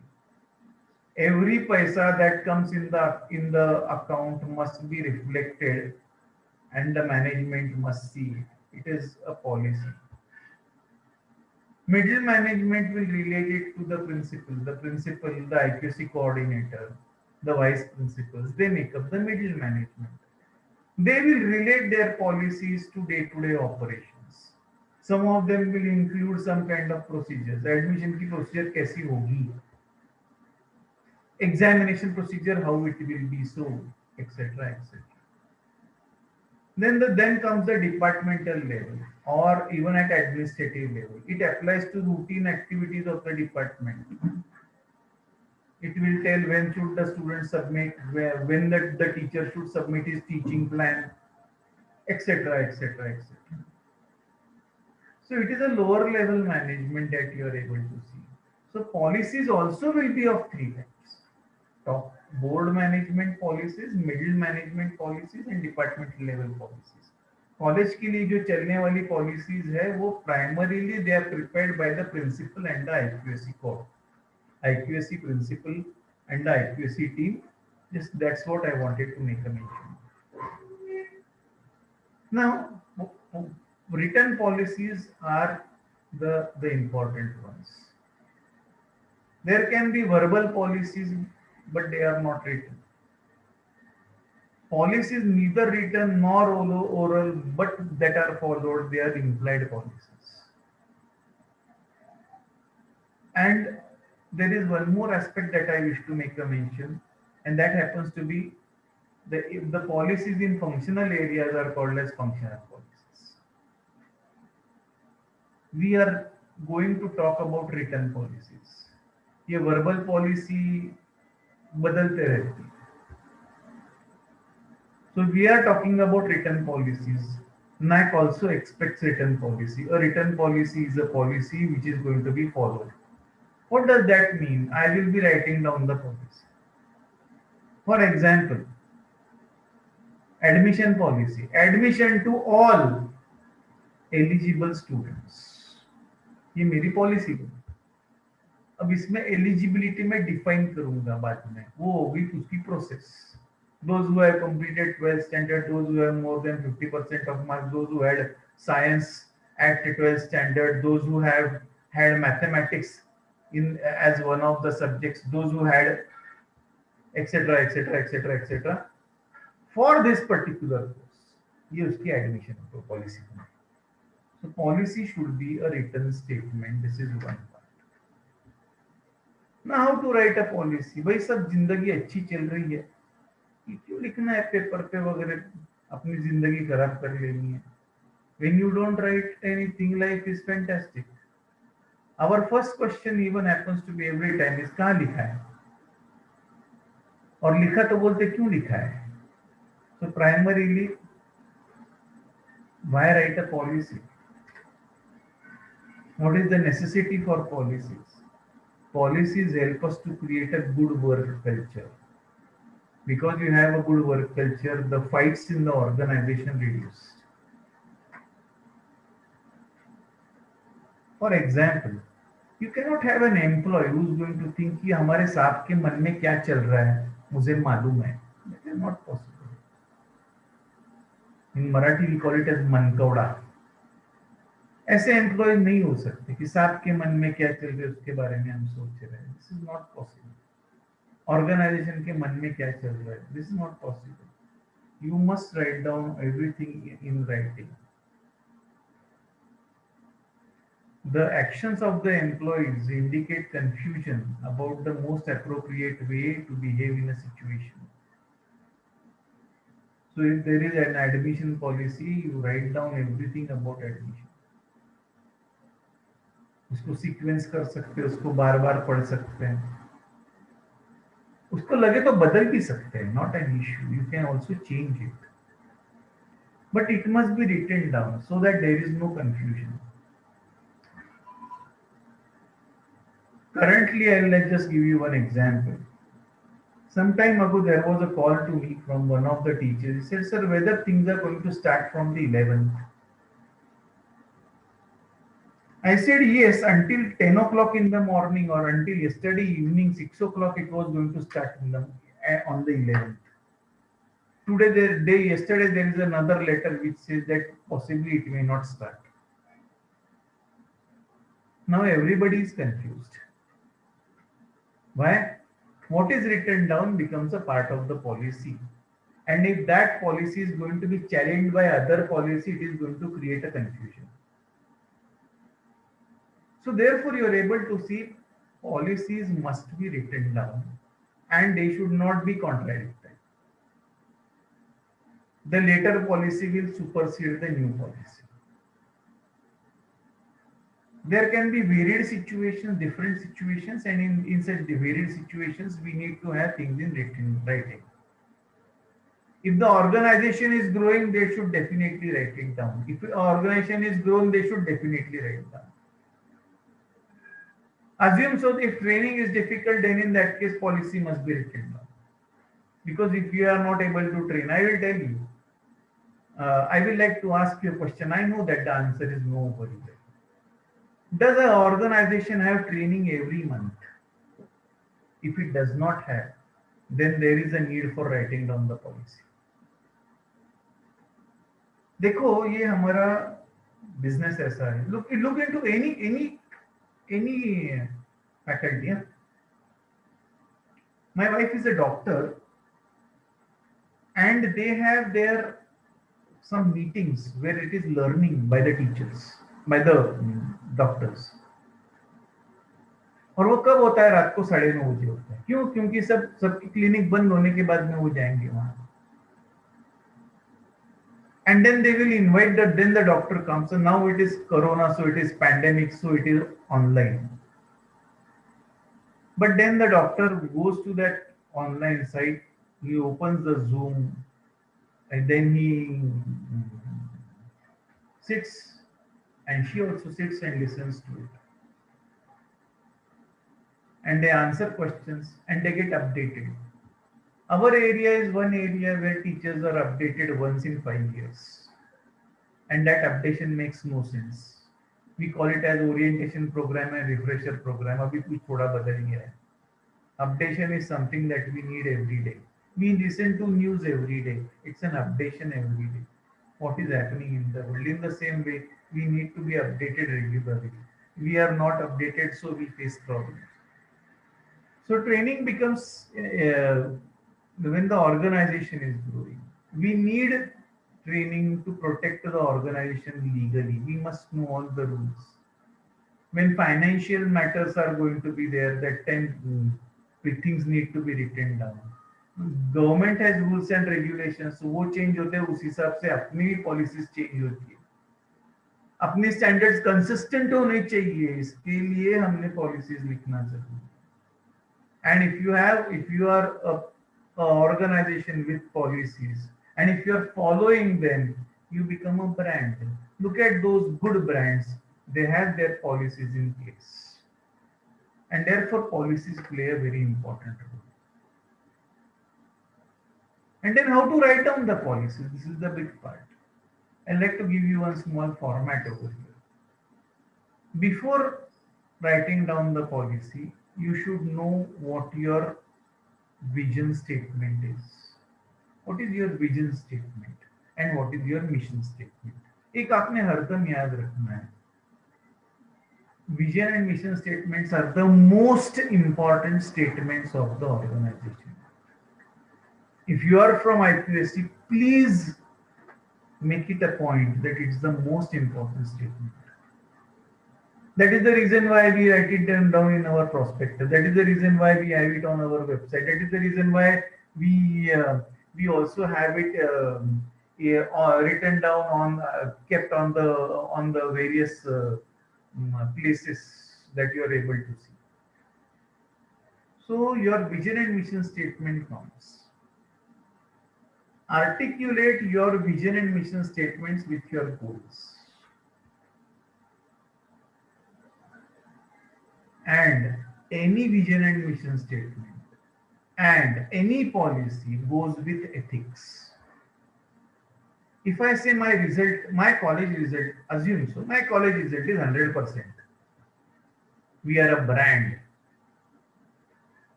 और अगर ढूंढने के लिए गए तो ऐसे दिखाई देता है कि बच्चों को कॉपी करने का चांस है, तो आपके पॉलिसी को कोई मतलब ही नहीं रहा. So you have a policies which says that we will be having a result which will always be better and 100%. But then your policy is going to come. If your policy is going to come with a non-ethical approach, then it does not make any sense. So ethics and values do count. और एक बात यह है कि you need to see to it that you decide the areas of writing the policy. कि हम पहले इस साल इतनी पॉलिसीज को लिखेंगे. What we actually do is, let me tell you, ये हमारा जो पॉलिसी का कोर्स है, Badrunissa madam and me take care of it. We have it's a 3-month course where the teacher actually, or the principal and the accuracy coordinators, they actually write down the policy. They are taught how to write down the policies. And not only that, वो policies लिखने के बाद में उसका एक ISBN किताब बनता है. और first book is almost ready. First course is over just now. It's only for 20 people.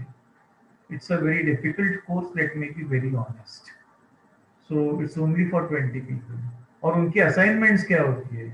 उनकी असाइनमेंट्स ये होती है कि you have to deliver a webinar online. उसकी पूरी तैयारी हम करके देते हैं.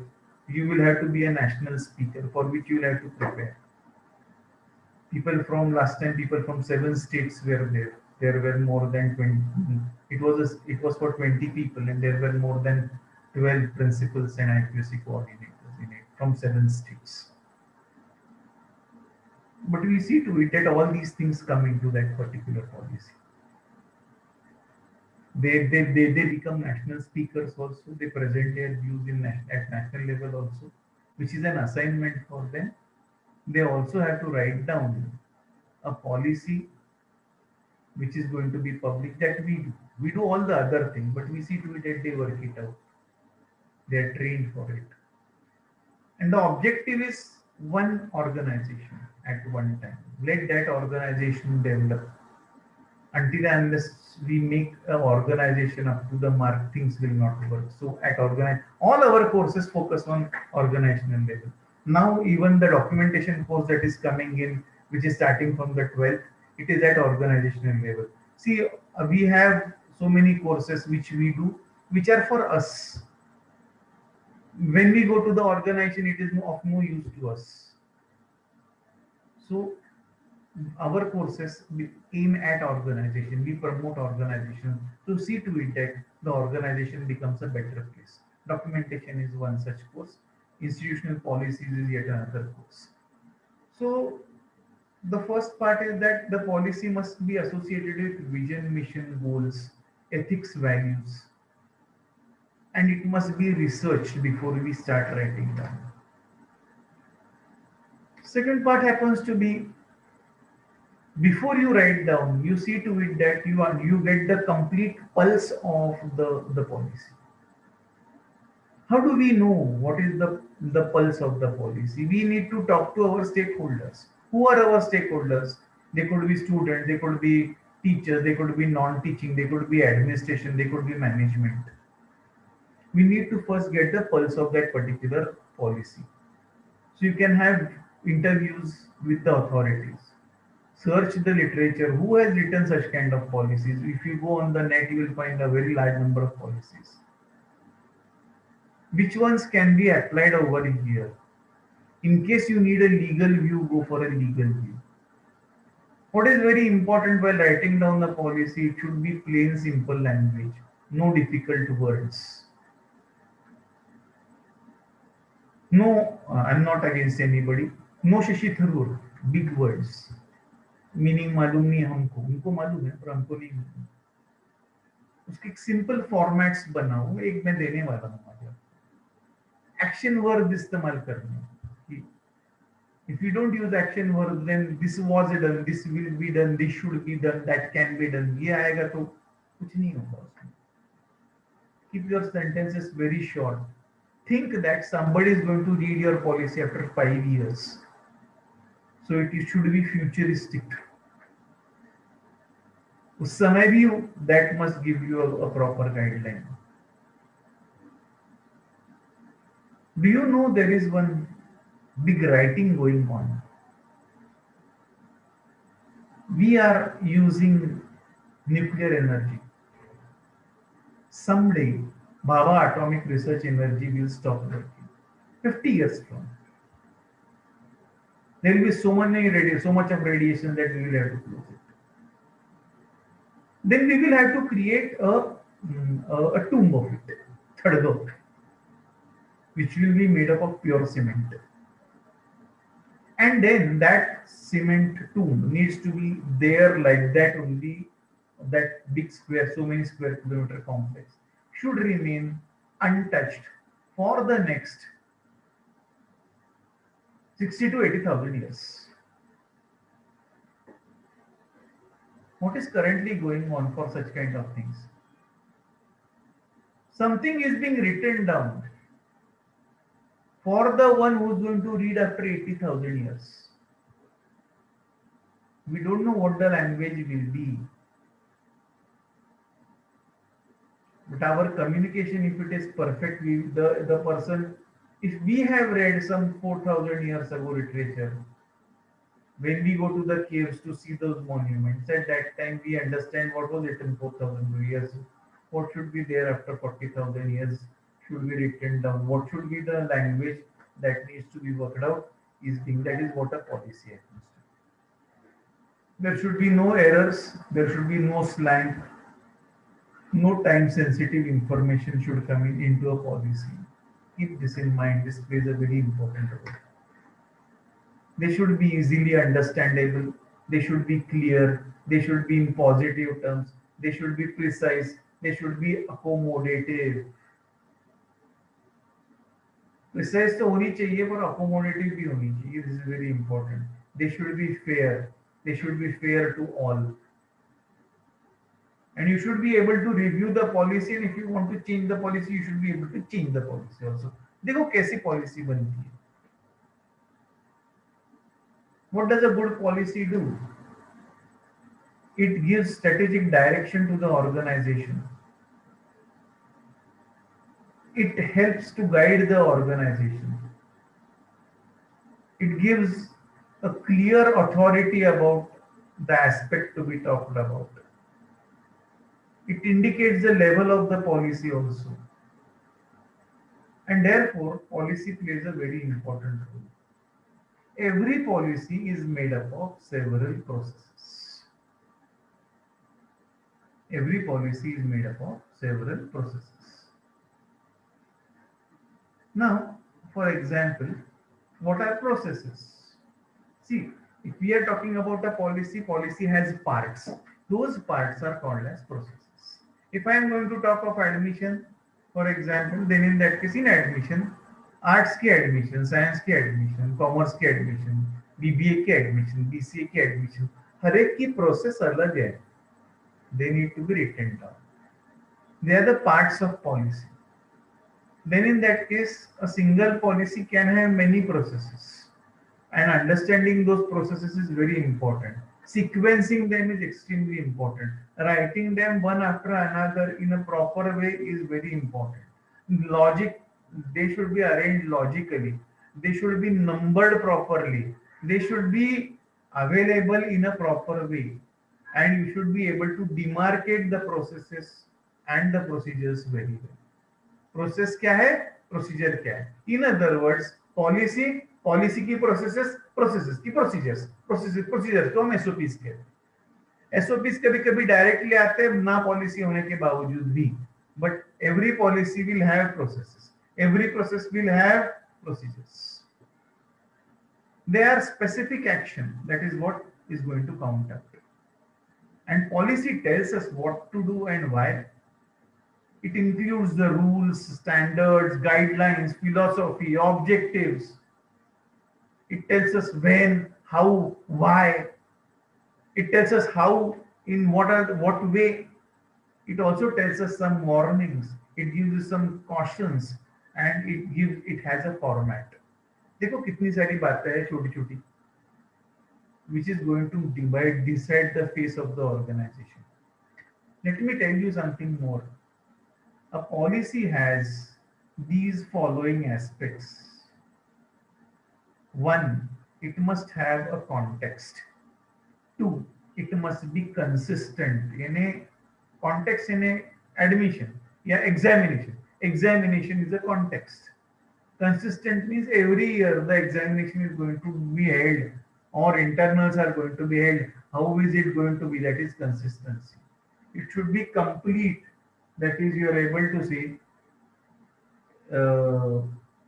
it should be complete would mean that end to end उसके solutions होने चाहिए. It should be in our control. You should be able to do the compliances. अगर उसमें कोई problem आता है तो उसको solve कर सके, उसके compliances होते हैं, वो correct होनी चाहिए, उसकी clarity अच्छी होनी चाहिए, उसका communication अच्छा होना चाहिए. ये 8 C's अगर आते हैं तो वो policy अच्छी बनती है. Now let us look into something more. Just 1 minute. How to write the policy? That is, we will look into it. In which we will be having title of the policy. Then date of creation of the. We will actually look into this particular aspect. Just 1 minute. A policy is made up of policy, processes, and procedures. Just let me look into. Just 1 minute. I'm sorry.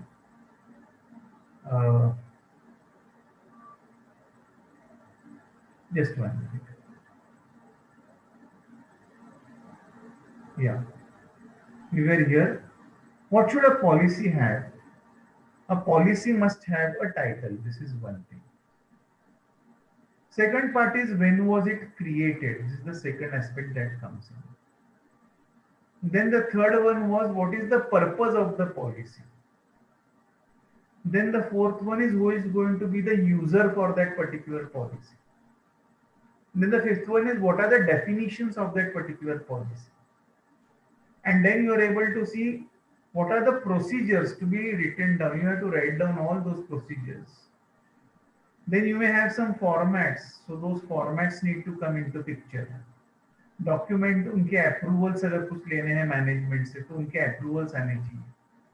मान लो कुछ सालों के बाद में इसमें कुछ revision आ जाता है तो revision of the policy needs to be done. उनके सारे procedure के templates हमारे पास ready होनी चाहिए. और ये पॉलिसी किसने लिखी है उसका नाम भी होना चाहिए. Who is accountable for it? For example, I have written a policy today. After 10 years, if it is to be revised out, who had prepared that policy? If I want to ask him, maybe he is retired, but I may go and ask him, well, what was the objective of doing this? Why did you put this aspect that time, which is not valuable today? So formats count.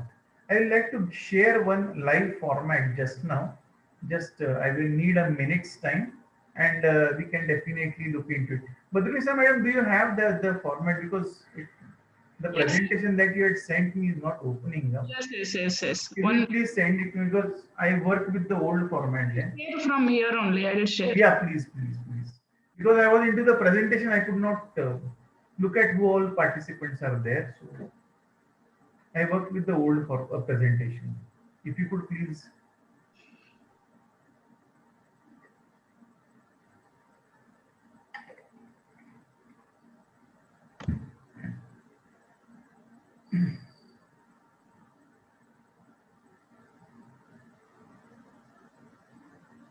Just give me 1 minute. It's Yes, okay. yes, sure.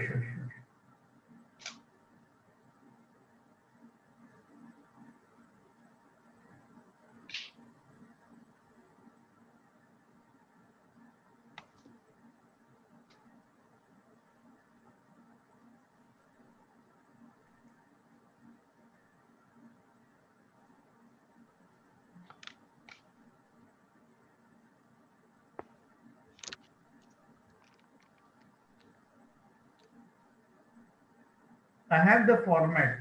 I have opened it. Shall I show it? Yeah. Yeah, fine. I will put it up then. All of you, please see this policy format. Keep in mind, this is the first page. This is not the policy.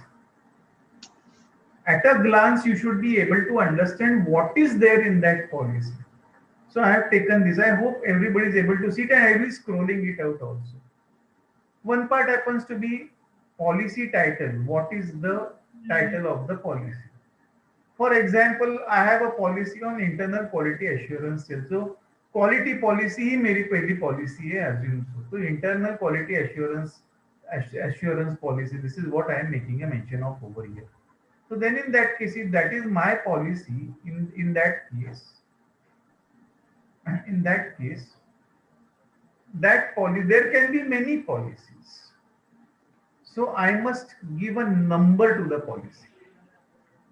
अगर मैंने कहा कि ये मेरी first policy है, this is my first policy, तो policy number 1 that you are able to see over here. Then whose policy is it? It is IQAC policy. कब लिखी गई है? ये मैंने 2021 में लिखी है. So you know 2021. This is the number of your policy. So every policy must be numbered. This is one part. Second part is that which area are you talking about? इसका functional area क्या है? इसका functional area है quality in functioning and governance. This is going to be used for governance. फिर इसका एक brief description आएगा. What is the purpose of this particular policy? The purpose of this policy is to promote quality in academics and administration. उसका purpose आ गया. अच्छा, तो ये किसके लिए लिखी है? इन इसका ऑडियंस कौन है? It is written for all the stakeholders of the organization. It will include the teachers, it will include the students, it will include the non-teaching, it will include the administration, it will also include the authorities of this particular area. To whom does it apply to? देखो, इसका audience कौन है? जैसे हमने कहा, वैसे to whom it applies to? It applies to all academic, administrative and managerial processes of the organization. I did not say governance processes of the organization. Governance is what the top level management does. Managerial process is what the middle level management does. ये कब से बन गई है भैया? ये 1 जून 2020 से हमने बनाई है, उस दिन से हम इस्तेमाल कर रहे हैं.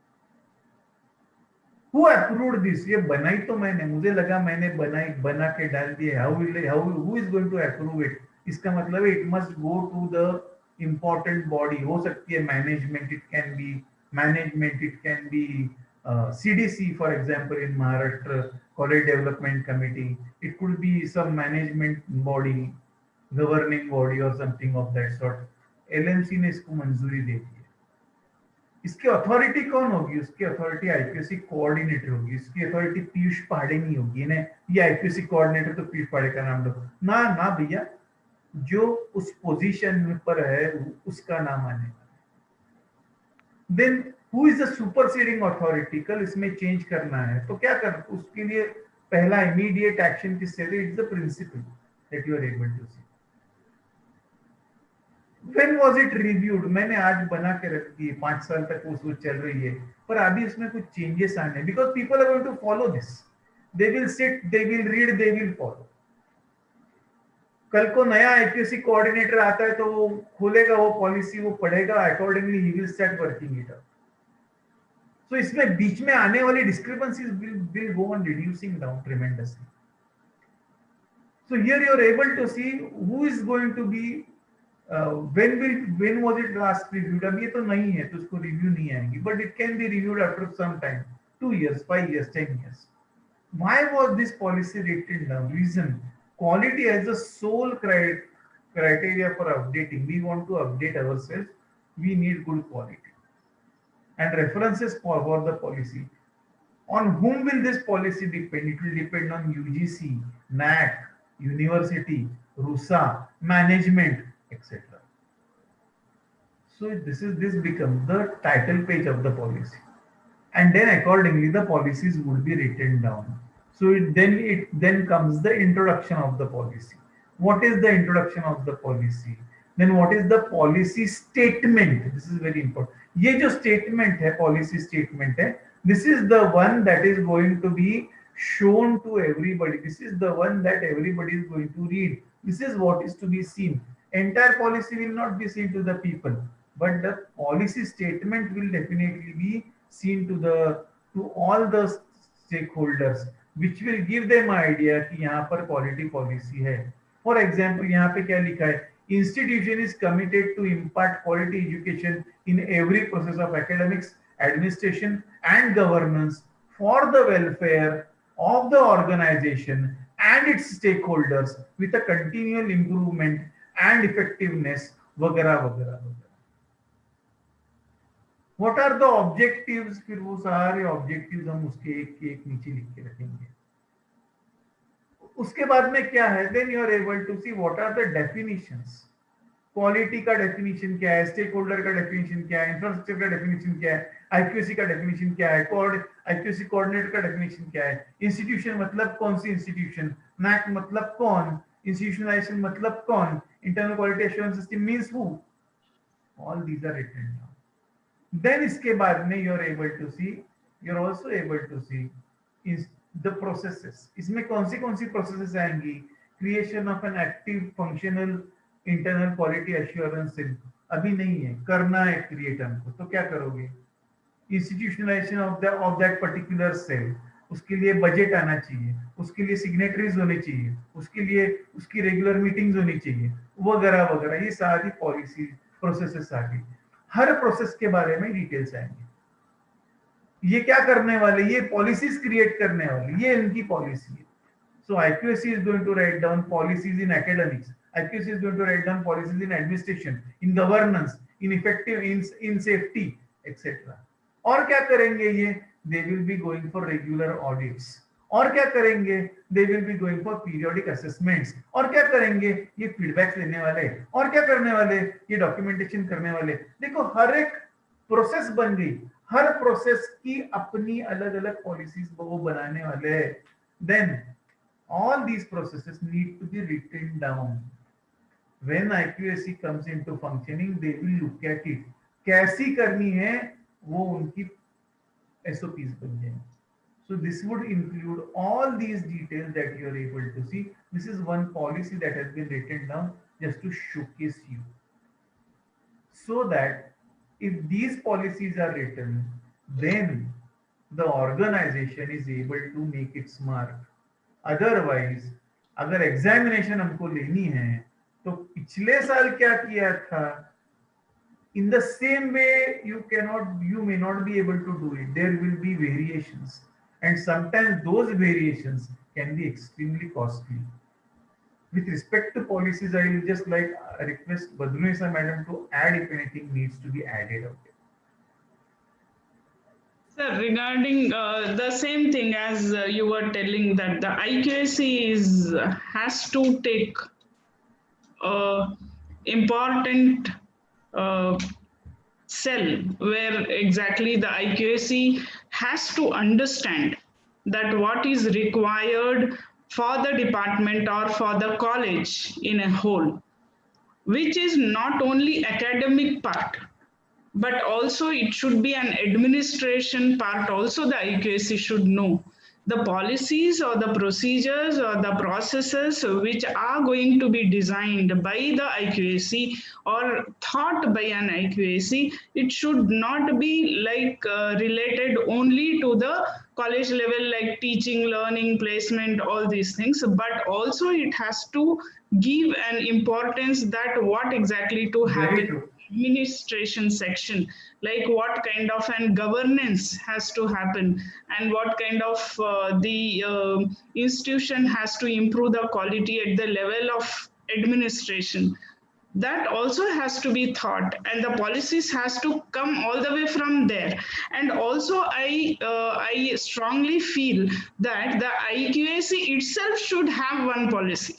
Yeah, the one that I was just trying to showcase something of that sort. IQAC itself should have a policy that what IQAC is going to do, in which areas the IQAC is going to look for 5 years to develop the total plan for 5 years. What exactly the IQAC is planning every year, what the IQAC will do. This has to be done by an IQAC and has to be given it to the concerned people so that they can follow it up.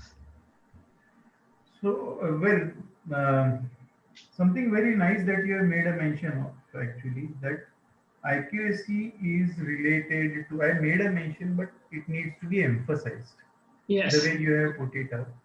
IQAC is not only for academics, it is also for administration. Yes. And we need to understand, and policies help us to understand the concept of not only academics, administration, they also help us to understand the concept of governance. True. So, if we think so that office looks after everything, office is looking after administration. Exactly. Until and unless the organization frames how things are to work, which governance is going to frame? Administration cannot work. In other words, academics, or I mean, say, in other words, college works. They do their work, but the framing body is going to be the policy. And not only framing of the policy, what later on Badrunisa madam is going to talk about is what you have framed, whether it is working or not working.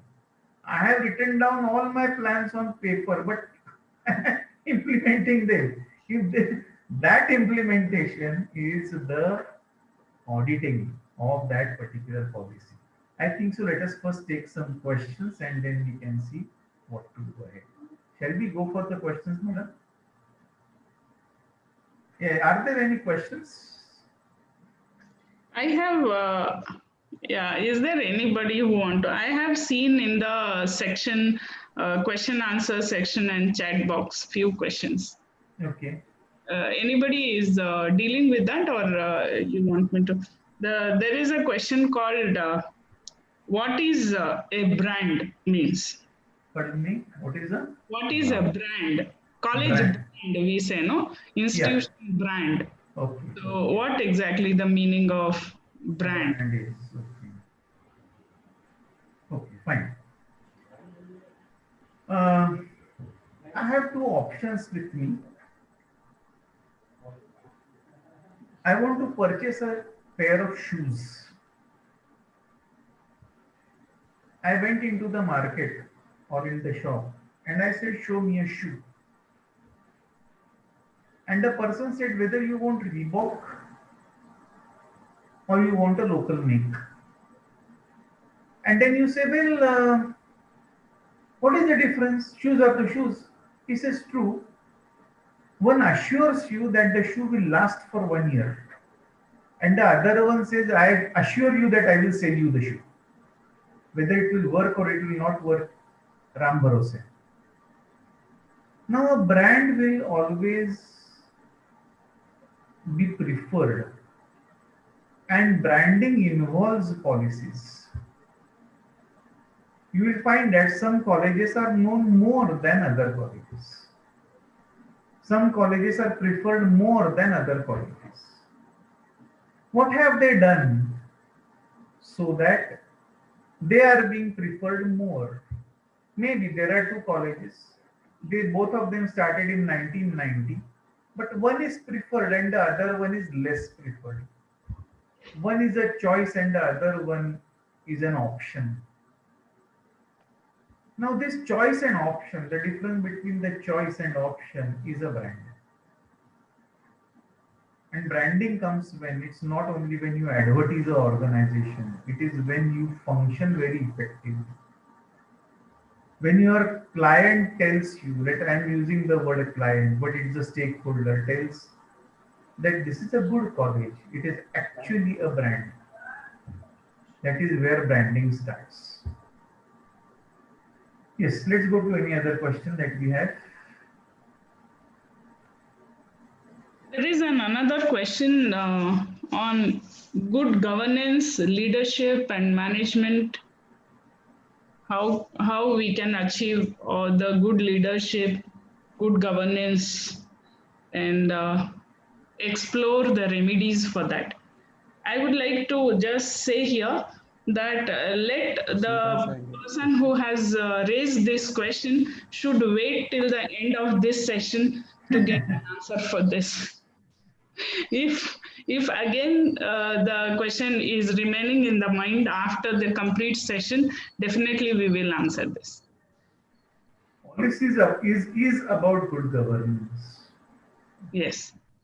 Go ahead. Anything else? Anybody, any hand raises? Or then we can... Please Because raise I your think so hand. there is a break after this, no? Yes. Yeah, there is a hand raise that I am able to see. Please ask your question, Pradeep ji. Dr. Daik, Dr. Bhute, Pradeep sir. Bhute wants to ask. Dr. Pradeep Bhute, sir.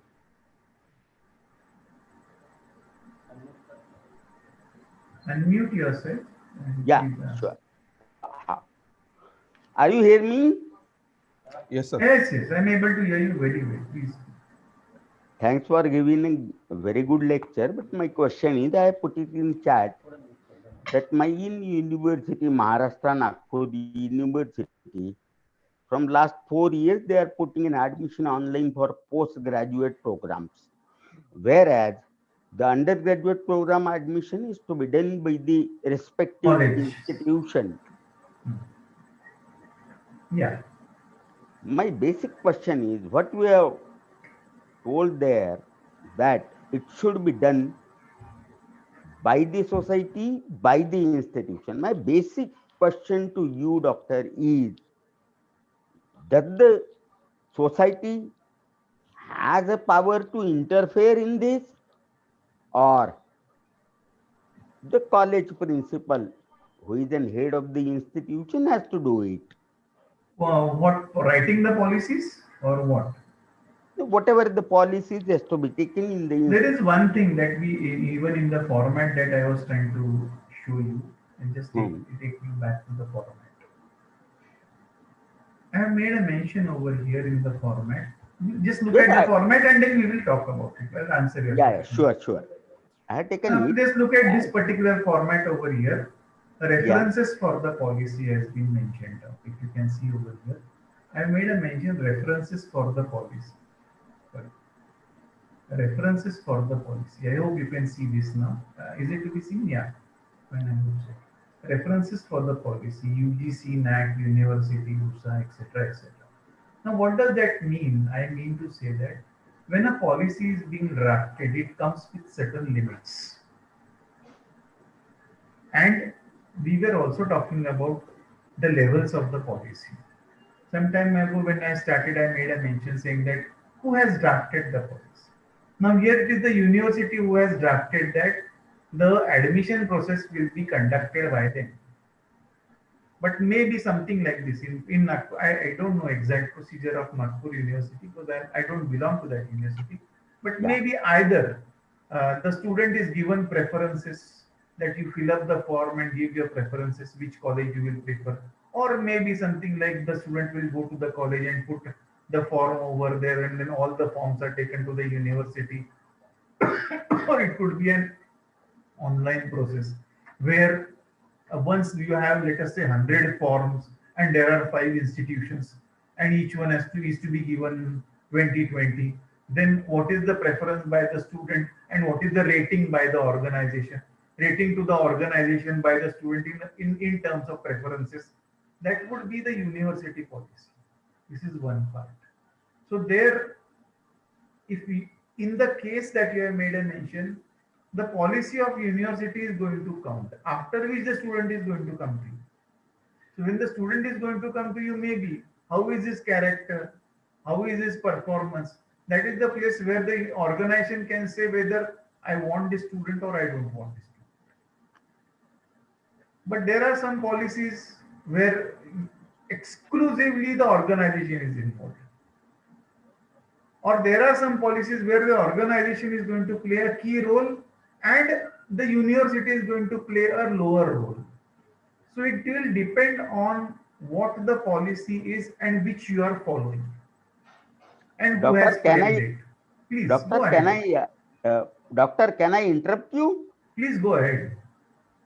You are saying about the policy. Does this policy is to be done by the state government or the apex body which is governing by the higher education?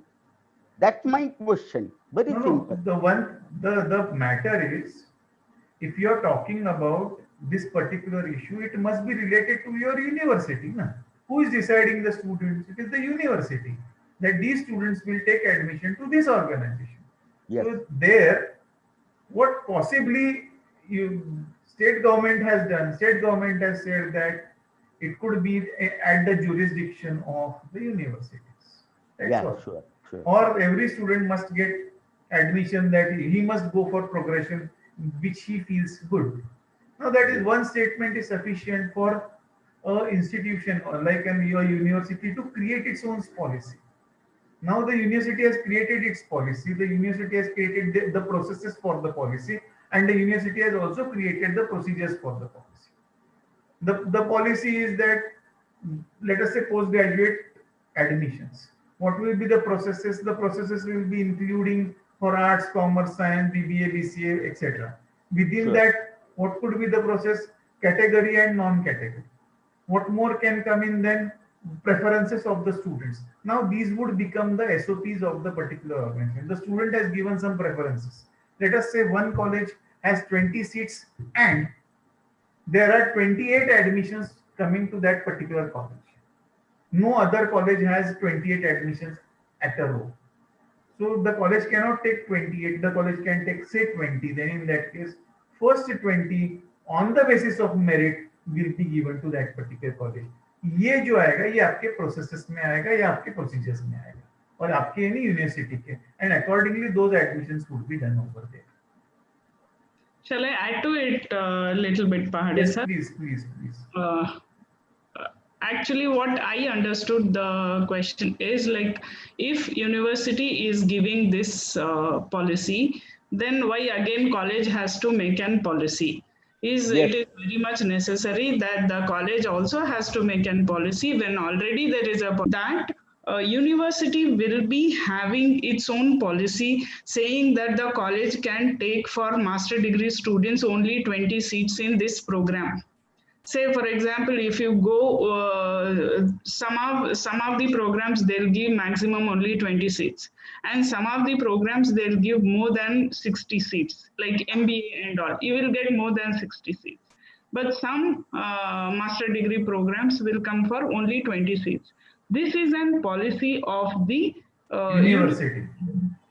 Also, Karnataka state, say, or Maharashtra state will be having reservation policy, like 20% of SC students has to be taken, 3% of OBC students has to be taken. This is a state policy.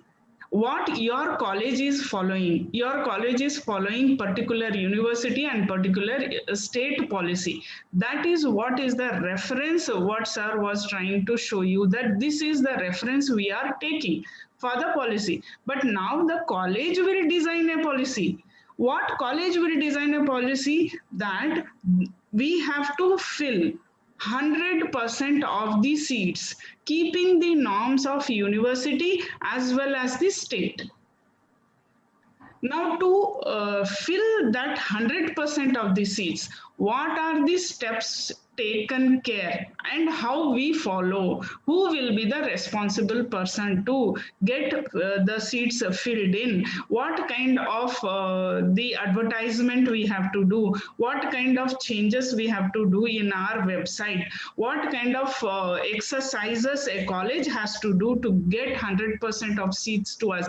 This will become a policy of a college. So the policies are required, all policies are required. But in a college policy, reference will be given that on what basis we are doing the admission. I think now you are very much clear with. So there is one more small example that I would like to add to, sir, Bhute sir. You have a parental family.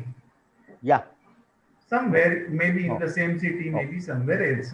Assume so that you have a parental family at your town. And you have your family at Nagpur. If you are in Nagpur, for example, I don't know where you are. Yes, sir. Now your parental family has some policies, not written down because the families don't write down policies. Doctor, can I interrupt you? I'm just let me complete it. Just giving you an example, and you don't mistake me. Okay. Your family has some X policy and you have some variant of it in your house. It would apply to the situation where you are placed. It would apply to whatever it is. It does not mean that you will not follow your family policy, bigger family policy, but you will be having your own something to be added to it or subtracted to it. That's what I'm just making a mention of. An organization cannot run without policies, and an organization must have its policies too for its running. They would come in compliance with all the necessary organizations which are responsible for it. Let's finalize it out. Your last word, sir. What is your last word? Hello. Hello. I think There is so. one His question from connectivity Dr. is lost, most probably. I think so. He's there, but his connectivity is possibly lost. Sir, Yes. shall we proceed for next? Yes, please, let's go ahead. There is one question from Dr. Aditi Bhattacharya. Can we start with SOPs and then introduce the policies? You can start with the SOPs. At some places, your SOPs can work, but not everywhere a SOP works. Policy is a very big statement. It's an inclusive statement. SOPs are always there. SOPs are created very quickly. In some cases, you don't even need a policy, even a SOP is working. But every time only an SOP may not work. Especially for examination, a plain SOP cannot work. A policy is needed. You cannot say कि भाई ये बच्चे को copy करते पकड़ा था इसको बाहर निकाल दिया बात खत्म हो गई उसने कल आना है कि नहीं ये कहाँ लिखा हुआ है उसमें इसका पेपर चेक होने वाला है कि नहीं होने वाला है ये इसको समझेगा या नहीं समझेगा अगर वो उसमें पास हो जाता है तो अगर उसने कॉपी किया हुआ था पर हमने पेपर निकाल लिया है तो वो पास हो गया है तो वहां पे कुछ एक्शन लेनी है क्या उसके ऊपर पहले ही ये सारी आपकी पॉलिसी में आएगा आपके एसओपी में नहीं आएगा वो that becomes a part of your policy next so policies play a important role that's what I mean SOPs are there to help you for that particular minute. Next I think question. we should sum up the first plenary sessions because there are no questions, and if anything left, that can be asked in second plenary session. Yes, it is in continuation. Okay. So thank you, sir, for giving your valuable, deeply insights on policies, processes, and procedures in higher education institutions. Thank you, ma'am. I'm sure all of us have gained more from this session. Thank you very much. There is one small additional announcement that I wish to do with your permission, sir. Okay, sir. One is we have these courses on writing down of policies. If you are ambitious, if you like challenges, you are welcome for this course. It's a great course. We have completed the first batch of 20. And the second is we have another course on documentation for accreditation primarily. If it starts from the 12th, if you are interested, please join it. You can go to IPC Kusser India, or you can even communicate me, not an issue, and I will help you out. 9922995186. So those who want to join that course, it's extremely useful only in documentation. It tells you how an entire institution should work for documentation. And it makes life very easy. These documentation procedures have been learned by me through my stupidities so that you don't make those mistakes. It's a 3-month course. And please visit IPSC Kusser India website for this course. It's an extremely useful course. Please join it. Thank you very much.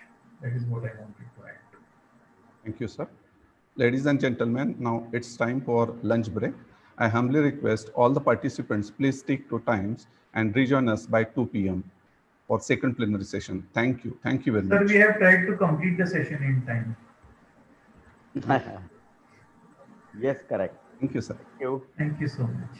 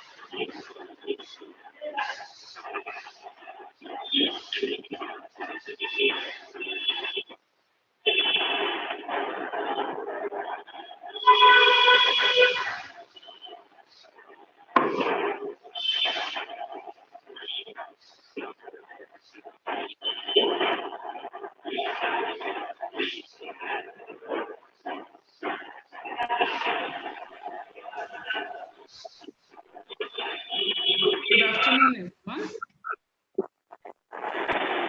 I'm audible. Welcome, ma'am. Yeah, Welcome, thank ma'am. you. Thank you. Thank you. I'm audible, right? Yes, ma'am, you are audible.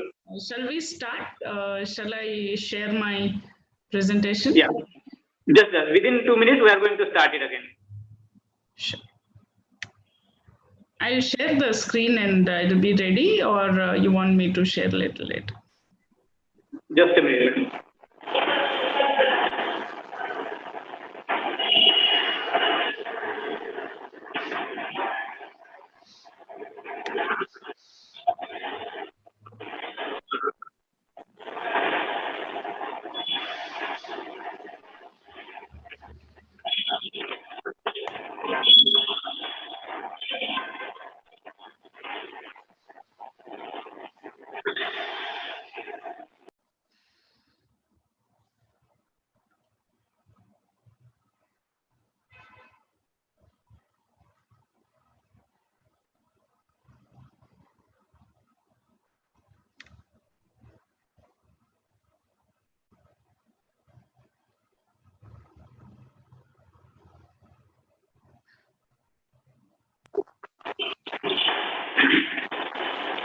Good afternoon, all of you.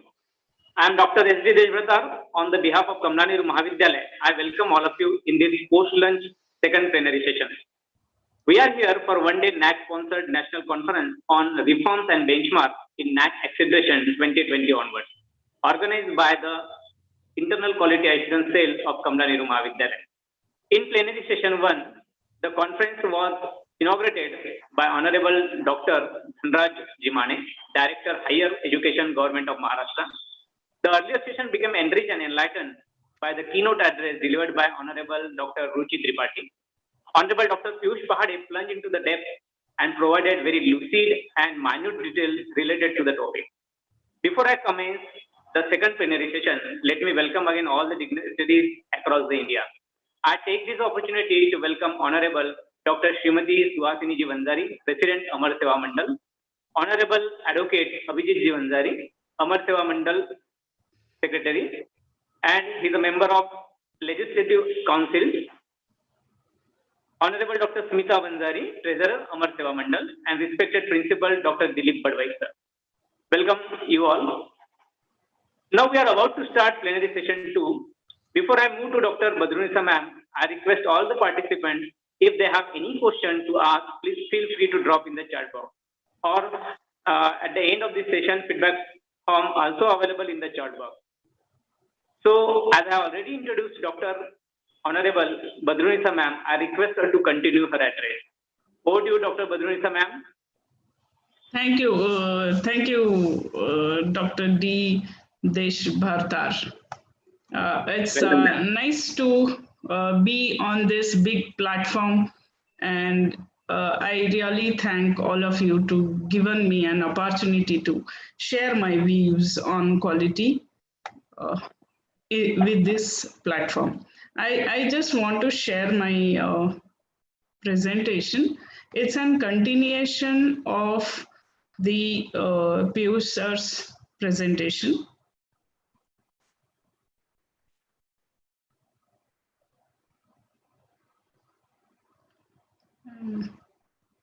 Can presentation be viewed?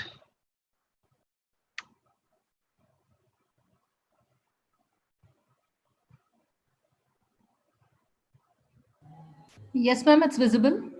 Yeah. Thank you. Yeah, as sir said that we are going to take the queries or questions definitely after completion of the session, or anybody who wants really needed an query in between only, then also you can raise your hand. We have heard Pahade sir talking about policies, procedures, and processes. I would like to start with a question by an audience saying that can we write SOP first and then go for the policies? SOP can provide an policy, but only one SOP will not be having one policy. Remember this, because policy can be one, and from the policies, you will draw a number of processes, not one process. SOP can become one of the procedure of one process. So you cannot really do a reverse engineering here, taking SOP first and then policies. It will be more better that you think of a policy first and then draw that one policy will get how many processes. Then you write the procedures for those processes. Say if I take an example of examination policy. Examination policy, the main purpose of creating an examination policy is to run the evaluation of the academics which you have done to your students. And you have to follow the norms of the university to do the external examination or university examination. On the other hand, even you have to run the examinations internally, which we call the internal examinations or sessionals, which is also a policy of university that you have to do three examinations or 2 examinations as per the university norms. Now, all this comes in examination. Now, here the policy has to be made for this examination, that how the examination has to run smoothly without any bias. If this is an policy, number of processes can be generated from this policy. One is seating arrangement, one process. Second is question paper setting and question paper distribution. So much collecting the question papers from the faculty, right? And then evaluation and providing the results to the students. 2 to 3 processes you can draw from this one policy. And that 2 to 3 processes may have their own procedures. Like for collecting the question papers, you will be having a procedure that the faculty has to give the internal question paper to HOD. HOD in turn submits to the principal. Then the segregation will happen. 1 question paper has to be given. 3 question papers has to be given. So on. So the procedure comes later. And SOP is nothing but standard operating procedure. You will write a procedure and then you are going back to a policy. You can get only one procedure policy. It will be more better that you draw a policy, then go for writing the SOPs. My session today is to discuss on evaluation of the policies. Now, as you all know, what is meant by evaluation? Evaluation always, I call it as, or as a standard definition if you take, it is one of the unbiased, or it is one of the sequential process to check the things are happening in a correct manner or no. It's a stepwise process, which gives you clarity that the things are followed in a proper fashion of our desire.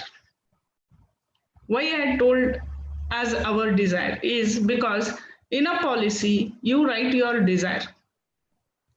Why you write an examination policy, what will be your output of the policy is you want to get a good results. Now, how I should evaluate that the policy is working? admission policy, if I am writing, how I should evaluate that the policy is working. Pahade sir was telling that you can revise the policy. After some time, you can revise the policy. Who will give an idea to revise the policy?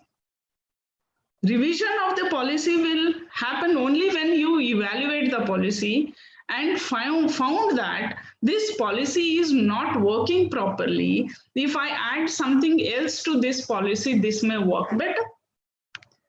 Or maybe that policy is not suitable today, which was suitable 10 years before. Because now maybe technology interference has come where the policy requires a change. But how I have come across that it need a change? It is only through evaluation of that policy. The other name of this evaluation is called audit. In general, we call in accreditation terms academic audits. Administrative academic audit, AAA, which we call it as. What does it mean? It means that every section of the policies or the processes or the procedures what you are following has to be checked.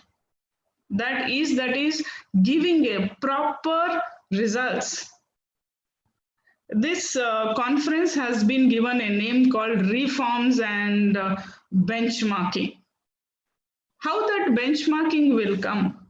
How the reforms will come? Benchmarking will come when you evaluate the policy.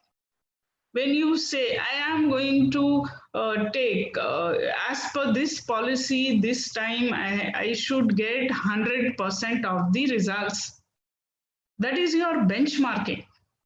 But after evaluation of the policy, if you come across that instead 100%, your result is falling only 80% or 70%, that is where a thought has to be put. That is where a thinking has to be put that what has made this result go down, though our aim or our benchmark was 100%. This you will come to know only by evaluation. Searching the answer for where we lost that 20% of the result. Go back, which subject, in which subject the result has gone down. Why that subject result has gone down? Who has taught that? Is that allotment has happened properly? So all this will interconnect and reach to a policy of teaching. Once you understand this, you can think that where exactly necessary action has to be taken or change has to be taken at the procedure level. Possibilities that during evaluation you will come to know policy is very good, but the policy being not followed properly. That is, your procedures is incorrect. Somewhere the policy is not working because procedure has been not followed, because the process has been not taken care. So at what level you need a change, that you will come across when you evaluate the policy or evaluate yourself. You evaluate every section and see with a keenness that where we went wrong. If procedure is correct, followed the procedure correctly, followed the process correctly, even then the result or output is not there, then you can say somewhere there is a change in policy is required. I'm going to discuss on this with one of the example. As I was discussing that examination policy, and I said all these are interlinked. See, you are going to write a policy and you make a mention in a policy that the purpose of the policy is this and who is going to take care of this policy, either an examination committee or examination coordinator along with an principal. Then you are going to write, say, 3 to 4 processes of this examination. where in an examination committee, you are going to give a responsibility of these processes, that one person will see the seating arrangement and the other person see the question paper, other person will look into the packaging, or whatever the processes you are going to see. Then you will give SOP, that is a procedure for that, how exactly that has to be happen. The policy and the procedure both will fall in processes. That is what the process you are going to design, that processes should give an output of the policy and output of the procedure. You have a good process, but this process is not giving any output related to an policy or any output related to an procedure, then your process is wrong. Your identification of the process is incorrect. So you have to link these things and work on for each of the policy. Here I'm continuing an example, just taking an example of an examination policy. As I discussed, what kind of an inputs I require for running a proper examination. Say I'm taking a university examination or an external examination. I require a student database. I require a subject database. I require a syllabus copies. To understand I should verify the subjects and the syllabus. Why? Because it has happened, like I was auditing one of the college and I could able to found that the examination when you verify the syllabus copy with the subjects and the question papers which has been collected on another sheet, there are 2-3 subjects which was of old syllabus. The syllabus has been changed and the faculty or the principal is unaware of. The faculty has prepared the old syllabus question paper and the acceptance has been happened. At the internal level, when we check, we require these databases that the correct subject has been given a correct syllabi or the correct to the correct students. So all these are the inputs which is really required when you are running an examination or thinking to run an examination as a requirement for the policy or the process of your thing by following your university norms. Now you require the resources also, definitely. Here the resources are the students who are the people who are going to write the exam, and you require an exam section. Exam section involves your exam coordinator, examination cell, if you call it as, along with principal, teaching staff, non-teaching staff, and obviously some of the aids which is required for the examination, and infrastructure also. Now, after doing so much of an exercise, what is the output? Output is our examination results.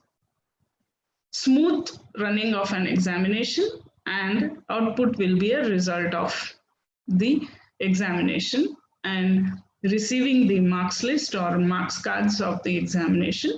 If it is a final examination, any convocation or certificates. Now, every policy, I have written a policy, I have written output, I understood what is my input, what is my resources, and what is my output.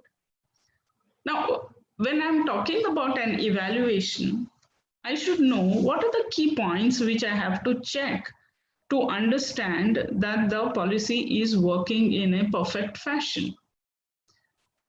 Such kind of points which you decide, which will decide that the process is working properly, those points are called as indicators, or you can call this as key indicators. Many a times in biology, chemistry, we will use the dyes as an indicators.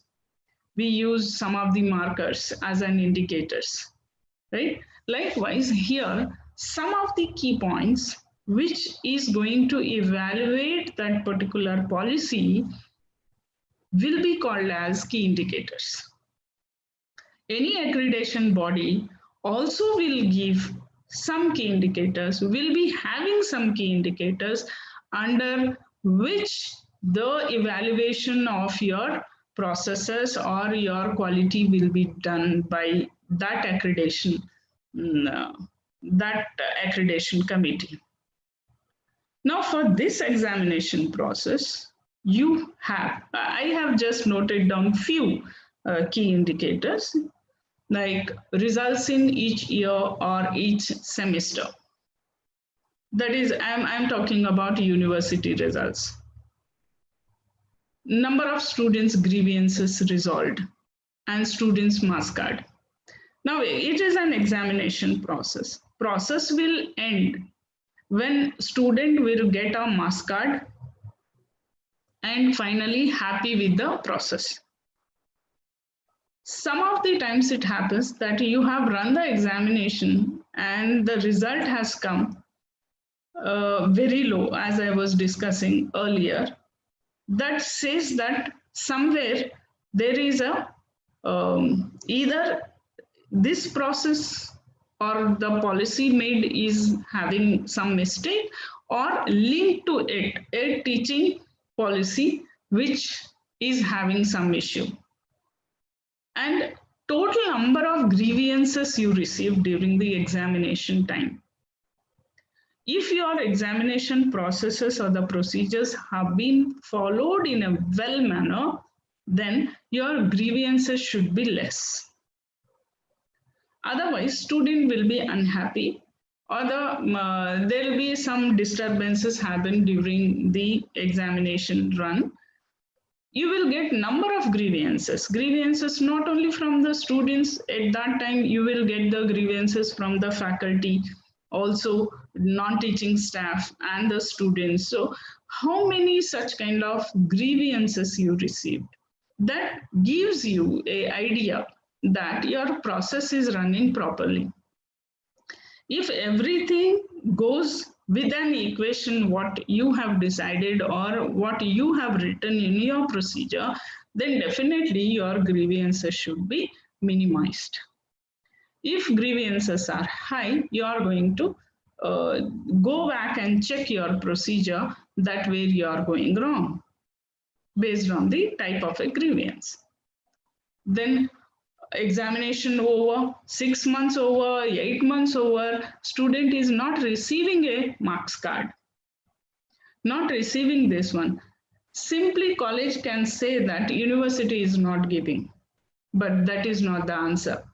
We should have taken care, we should take care that we are writing to an university on behalf of the student, and examination section should work to get the marks card and give it to the students and close that examination responsibility.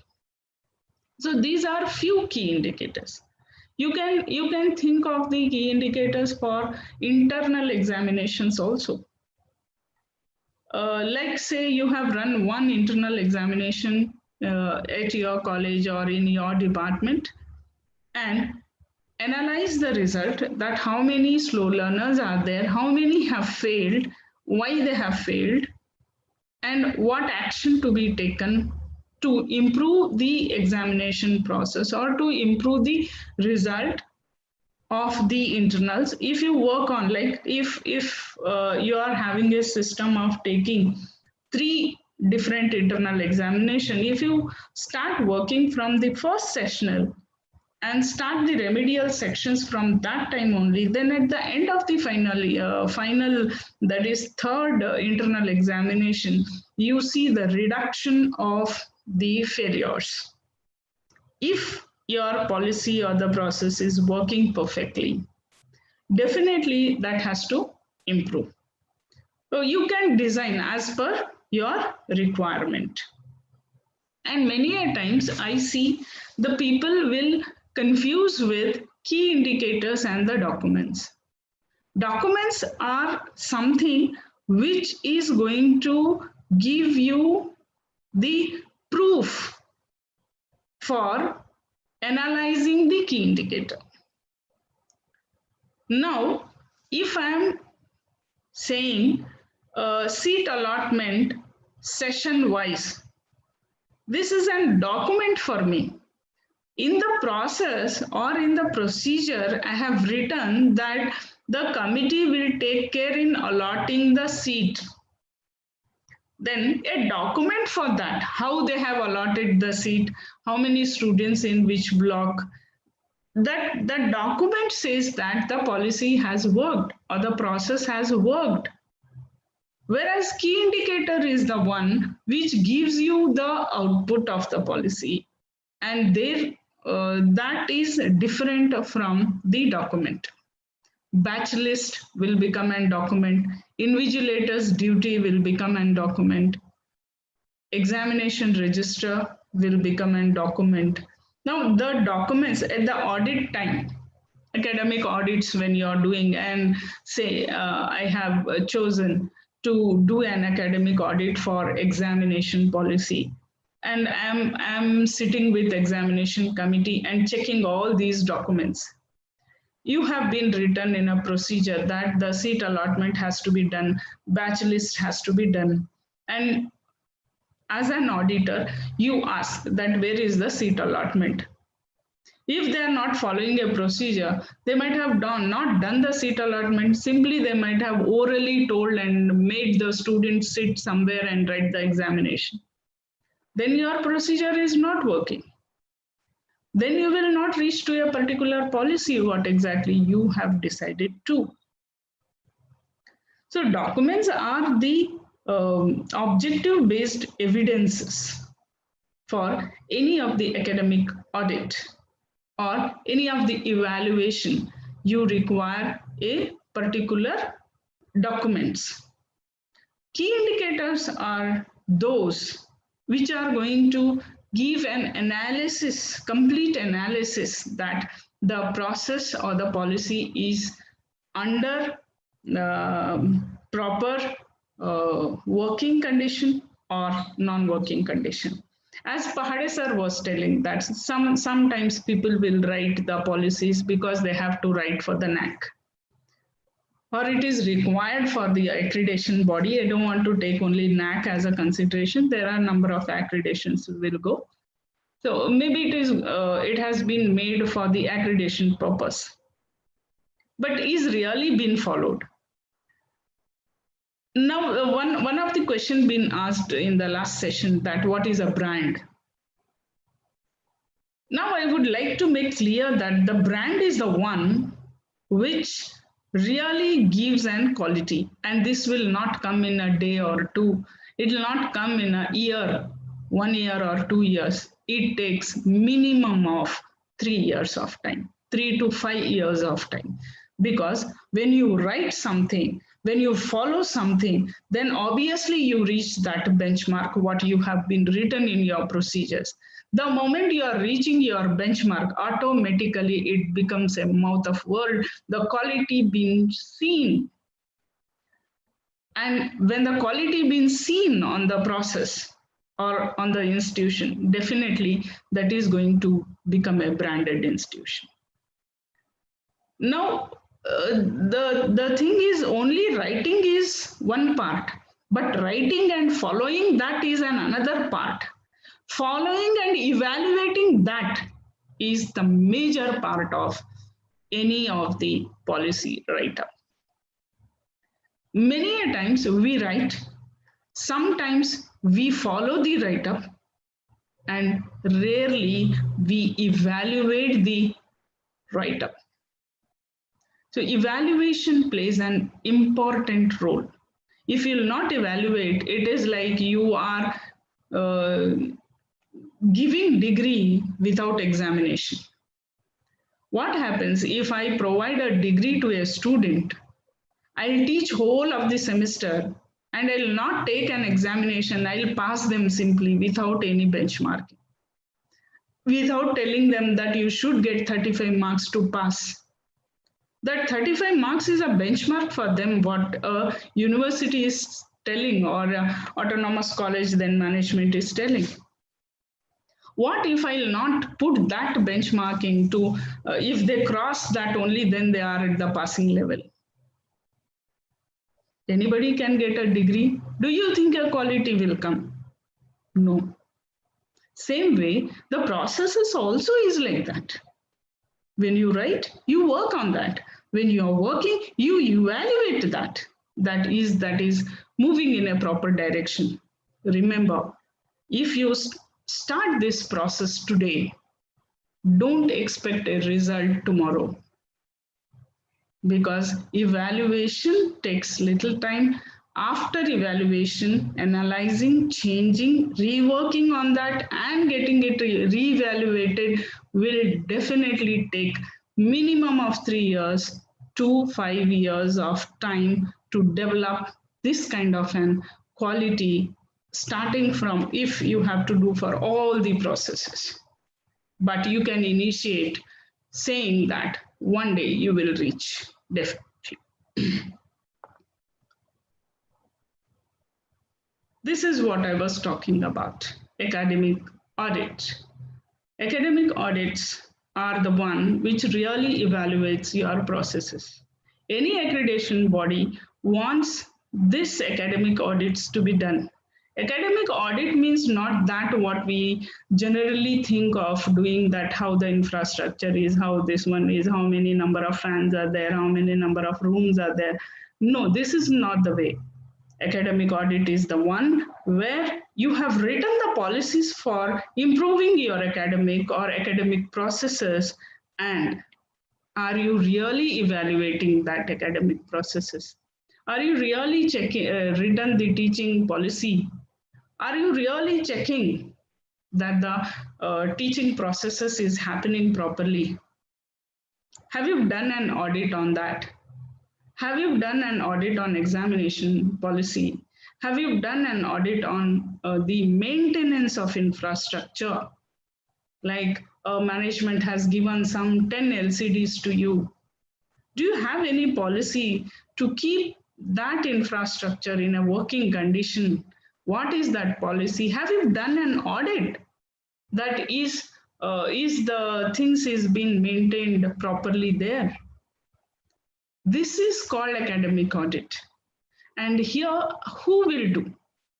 There are two types of academic audits. You can do internally, which is called internal audit, and you can do externally, that is external audit. External audit, you will call a knowledgeable person or a certified auditor from outside to your institution, who is not knowing about your institution, who will only know looking at your documents, looking at your processes, looking at your policies made, and write the remark that where you stand. Internal audits are the internal experts or internal, there is a certification for internal auditors too, a certified internal auditors. These auditors, generally we say you have the auditor should be independent of that activity. Say a placement officer is an auditor also, but that auditor cannot do an audit for placement policy. He should be, he can do an audit for teaching policy, because he cannot do the audit for his own policy.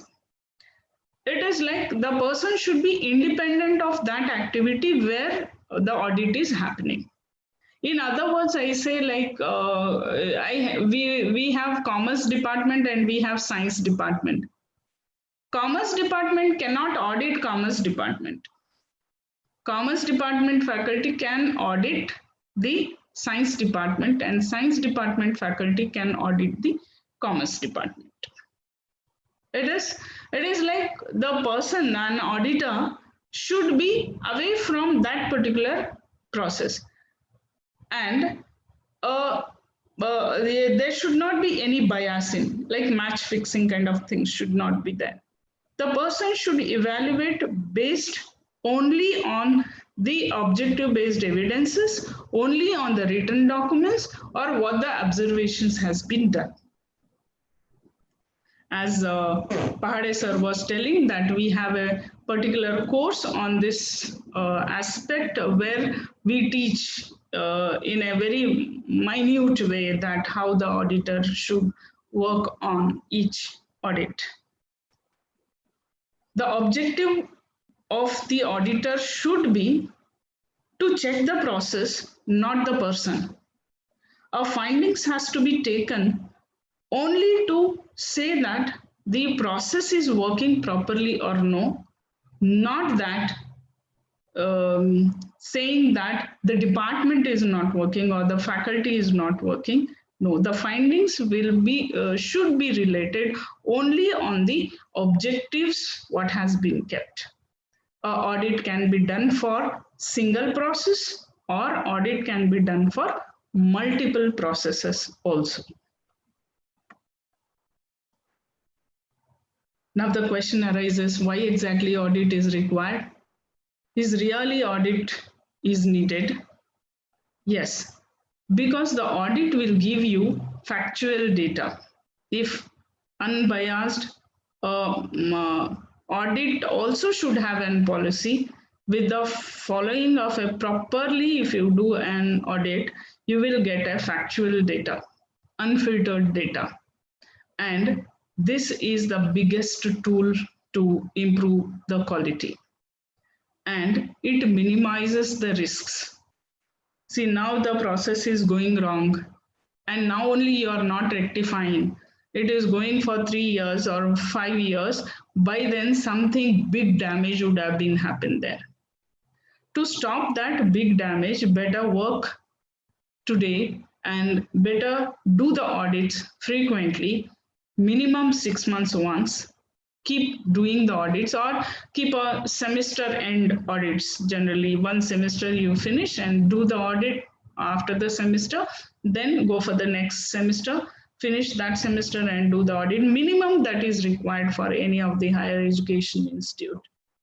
And as we were discussing, some of the accreditation bodies are requiring the audits, so this will become one of the regulatory requirement also. What is called as a mistake and why the audit will give the mistake? Generally, it is not a mistake. It is like it looks almost same. You can see, detect the defects. The things looks like, yes, it's going on. It's very good. If you see, everything will look good. But at the minute level, if you look into that, something is wrong and something is right. If you see a picture here, though the rod has been inserted in a plate, just a small mistake. Here, you don't have a proper space for the movement of that rod, and it is considered as a wrong, whereas the other one is a right. Now, that kind of a small defects which can arise, and that can be corrected. And when you correct those things, it is nothing wrong. It's a learning. Many a times when you run the process, only then you will understand what the mistakes are happening. The moment you write the process, it looks very good. And when you run that process, you feel the difficulty, or you will get the feedbacks that this is not possible to do, this is not the way of working. Then correct yourself, correct the policy and say which will fit perfectly here. This takes little time, and that is a learning also. And once it fits it and going smoothly, then definitely it assures the quality. If you are assuring the quality on the process or the policy, that means you are reaching to your branding or the brand. Now, as I said that this is going to give you the defense or minimizing the risks of damages happening in the academics and this one. Here you can see the different types of defenses, different lines of defenses, what we can see. The first line of defense is a control of management, which will be occurring internally, and that will be taken care by top management. Second line of defense is, again, the first line of defense will be connected with the second line of defense, and second line of defense also will be taken care by the management, where maybe it is related with the finance, security, the number of processes which is running in a college, and the quality improvement which is happening for the college, inspections happening in the college, compliances getting from the inspections by the college, all has to be dealt by a top management. First line, management will think before to give some defense internally to control internal things. But again, in the second line of the defense, which will be coming from the other bodies, like others would have been done the inspections, others would have been done given the compliances, and there is some financial aspects problems are there, that also will be taken care by top management. And as I was telling, the internal audits always will become a third line of defense, and the internal audits will connect to second line of defense, but internal audits report to governing body or audit committee. And in turn, that body will raise the whatever the observations has happened to the management, top management. So regular internal audits and regular external audits will give a proper defense to reduce the risks happening in each of the process. I'll not say overall risk, I'll say in that process. One policy, if you take the risk minimization of that policy, if you are taking 10 processes, risk minimization in the 10 processes. Now, some areas generally has to be taken care for reforms is like I say 7 criteria or 6 criteria what the accreditation body says. Instead that if at all the institutions or HEIs think about some patterns of the things, why we are doing this, why we have to do this, and do we have purpose behind this to do, where rote learning, a good remembrance in the students, not only in the form of the principles or the theory what you are teaching or the practicals you are teaching, remembrance of the rote learning should be there, that they should remember the activities done in a college, the actions taken by your teacher with the student, environment of the college. So that kind of an thinking and innovative thinking in teaching has to come, where student has to remember that moments, not like always teaching on a board or always teaching with a PPT. Evaluation. Use different ways of evaluation. Evaluation is not always correcting papers. Evaluation can be done in a number of ways. That's why we call summative evaluation and formative evaluation, formative assessment and summative assessment what we do. Why university also will say that the college or teacher will be having this 25 marks in their hand to give, because they have to do some formative assessment. A proper policy to be made for that, to do a perfect evaluation there.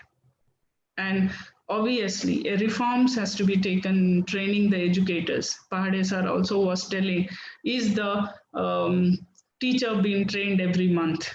No, somewhere in a year or somewhere in a 6 months, the training will happen. So some reform has to come, and something has to come that every month teachers will be trained, or every this month. So this reform is really required, because teacher also has to learn to deal with the present students or in the present scenario. Introduce the technology, use the technology. Some of the teachers will not be knowing to use the technology. If you ask me, I also doesn't know number of things to do in a computer system. So you have to introduce that, give such kind of trainings, and introduce the technology not only to the teachers, to the non-teaching staff, as well as to the students. Make the education as personalized, and also show the student that what is the purpose of teaching, why exactly we are teaching. So all this requires an evaluation to be done.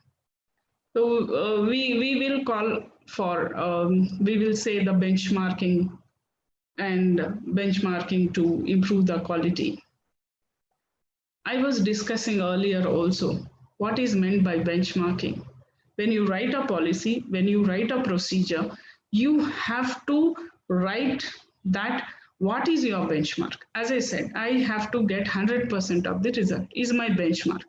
I have to get the quality to my college in 5 years of time is your benchmark. Then keep evaluating and see that, have you reached that benchmark? Are you reaching towards that benchmark? Are you stepping forward towards your benchmark? So that gives that. And this should be on a paper. This should be written somewhere as a document. And only then you can evaluate. 1 year before you have written something, and after 1 year, if you have to evaluate, you should know what was your benchmark. Not simply telling today and after 1 year saying that we thought that thing 1 year before and we didn't receive today. One example I'm showing you here. Say your quality objectives is just, I have taken some vision and mission of some of the college, and just I'm trying to show. If at all I have my vision or the mission of the college that to impart a quality education, then what is the element in a policy you have to introduce? If I have to write a policy for this, I have to write that it is as per the university norms, I am going to impart the quality of the education. How do I measure? You should say student feedback, staff appraisal system, and some of the reports are the measurements to see that I have reached that objective or no. Who are the responsible people for this? And who is having a service towards this conformity service? Who will confirm? If I'm telling principals, HODs, and faculties are the responsible people to take this objective, then who will confirm me? Definitely, HODs will confirm, and some weekly reports or something like that are the documents which will be confirming. Keep a target date when you are going to complete this, and what are the resources you require, and what is your benchmark. 80%, 100%, 60%, 30%, whatever it is. Or you want to, if it is a risk factor, you say you are reducing the risk to this percent. And after that target date, Say you here I have just simply given that last working day of every semester. After the last working day, you should sit and evaluate that and see that have you really reached that benchmarking. This is called benchmarking, which has to be written, which has to be kept in, which has to be targeted with the time. And after that time, evaluation should happen for that. And then you have to see that is you have reached the benchmark. If you start working in this manner, definitely the quality will improve. As I said, again, I repeat, quality will not improve in a day or two. It needs some years, minimum of 3 years. With this, I would like to thank and would like to take the questions, if any.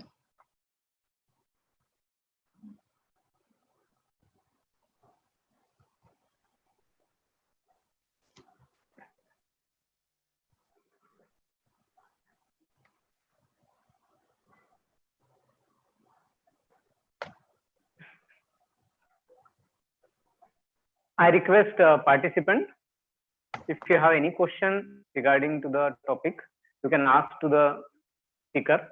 Now the session is open for interaction.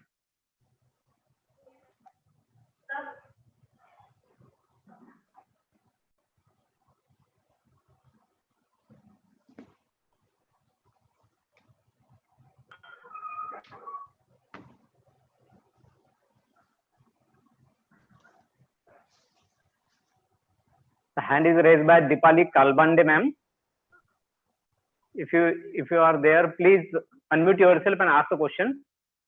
Dipali Kalbande, ma'am.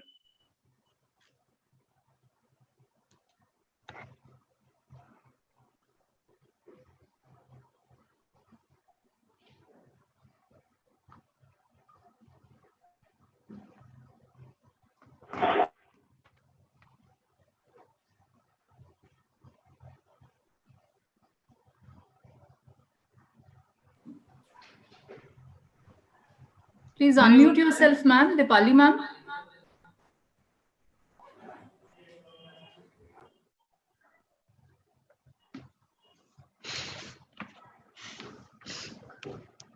I think she is not available. Any other participant? If you want to ask any question regarding to the topic, please feel free to ask the question.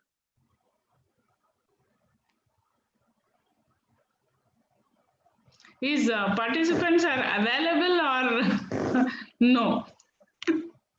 No. Certainly, yes, they are there. You have presented so well that I think nobody have any doubt. I should take it positively. Yeah, certainly, yes, ma'am. That may be.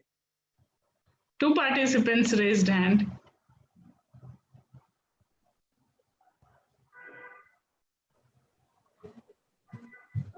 Smita Vadaskar, ma'am, if you can Yes, hear me, sir. please unmute yourself audible? and ask the question. Yes, sir. Am Please. I audible? Yeah, sir? yeah, ma'am. You are audible, please. Yes, sir. Thank you so much. Yes, ma'am. Thank you, ma'am, for your lecture. I have one question regarding examinations which were taken in the pandemic situations, the online examination.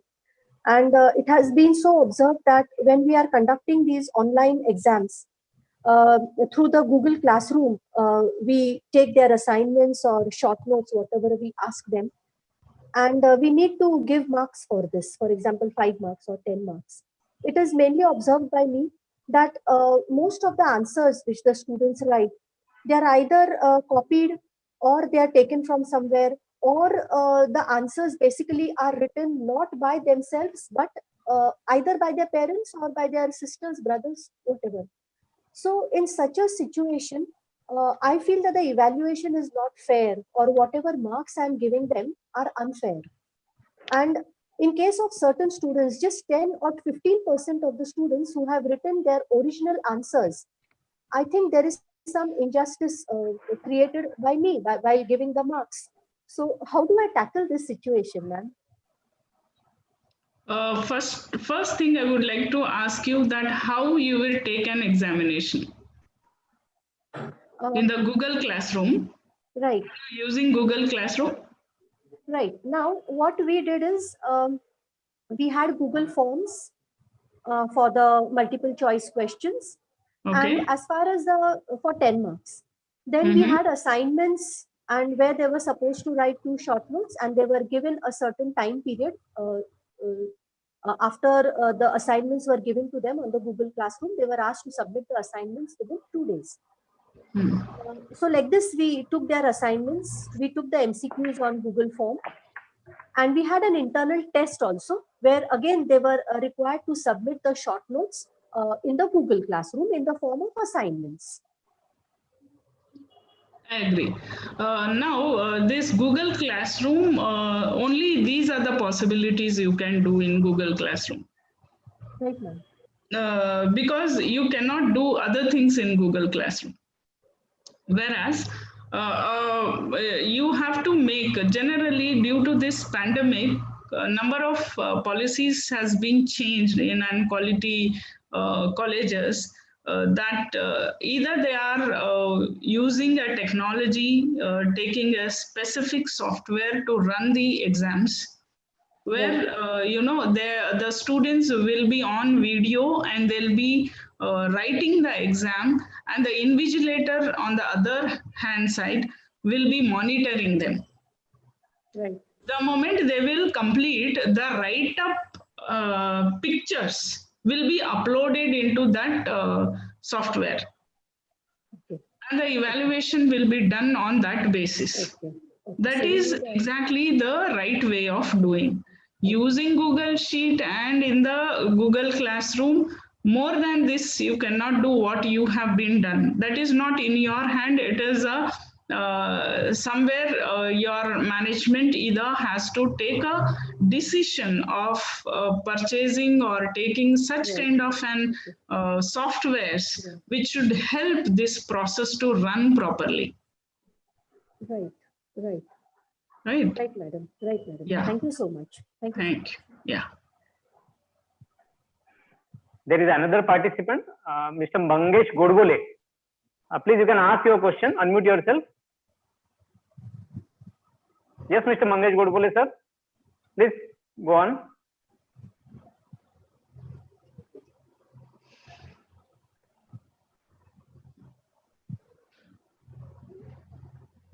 Godbole, sir. Unmute yourself and ask a question.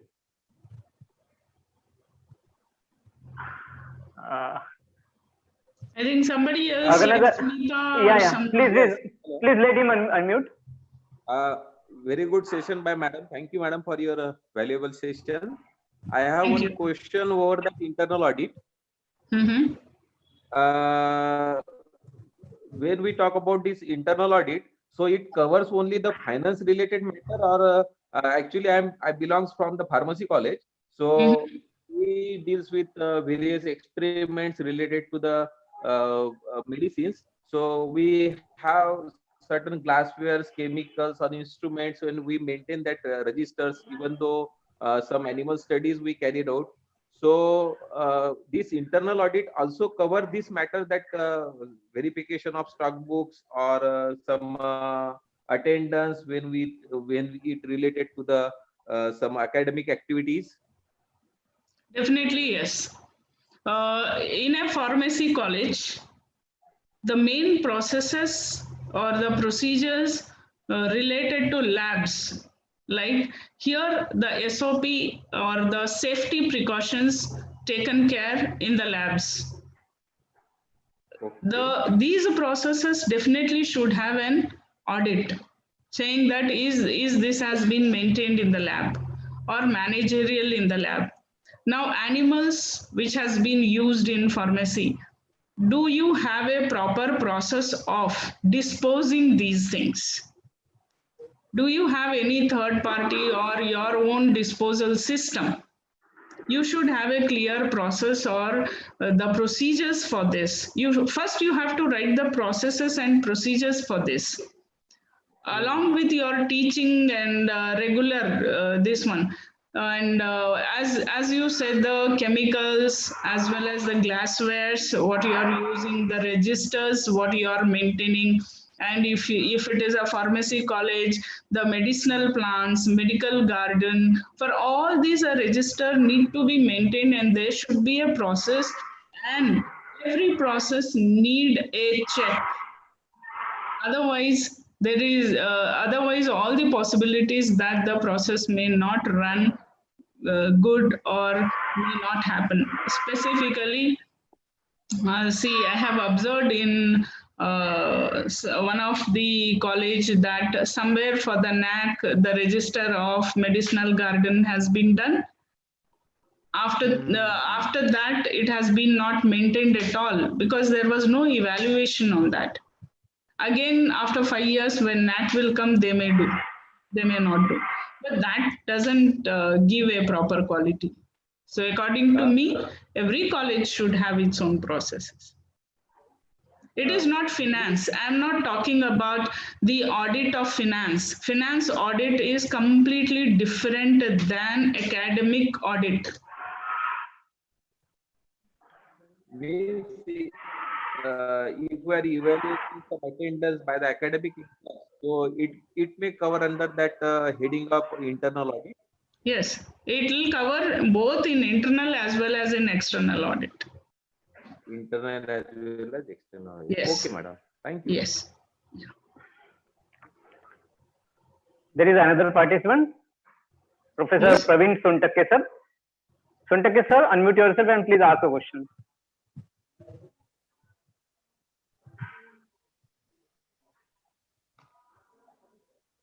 Suntakke sir, unmute yourself. Hello, am I audible? Yes. Yes, sir. You are audible. Okay. Thank you, ma'am. Very good presentation by you. Ma'am, I just simply wants to know that how an institution will make sure that teacher spend as much as time with his student in a class, because there will be so many issues and a teacher may wish to concentrate on his teaching. So how the institution will make sure that there will be proper time a teacher should give to their students, because there are so many documentation, so many processes are going on, so many activities are going on. Is there is any thought from this point of view? I would like to first suggest, do you have, before suggesting, let me ask you, is your institution having an ISO certification? No, ma'am. We are not having Okay. ISO certification. Okay. Why I ask this is, if you have an ISO certification, there will be a ISO norms that how the planning has to be done. Let's say micro planning, we call micro lesson planning or micro planning of a teacher, we call in ISO terminology. What exactly will happen there is, like say a class of 60 students, right? And a teacher is getting 1 hour of time. So first 5 minutes, it has to be given for revising the earlier class. Then teach the present topic for 20 minutes and then discuss with the students the topic for another 10 minutes. Then deal with the queries or vivos with the students for another 10 minutes. This is a written document which we maintain, and if the teacher follows this correctly in every hour, then definitely a concentration of the teacher to the student. On other hand, even students will be very happy to take such kind of class. Instead, continuously teaching for 1 hour, just enter and it is like thermodynamic law, higher concentration of the knowledge will be just flown to lower concentration for students. Instead doing that, keep that kind of an planning. And this will come when this is possible and can come when you have your organization certified with ISO, because this is the things which we have to follow as per ISO norms. Otherwise also you can make your policy and do that things. Okay, so institution should refer to that ISO site where all this kind of planning has been given, right, ma'am? No, there is a the process for that. For clarification, you can reach to IQAC Cluster India, or you can reach Pahade sir or me in person, where we can move it. It's a different process to take the certification. Okay, ma'am. Okay. Thank you so much, ma'am. Thank you. Is there anybody who can ask a question? Madam, during keynote address, one of the participants asked the question related to the gender audit, as there was a technical issue and her question was unanswered. I request you to please throw a light on gender audit. Yeah. Gender audit is different from academic audit.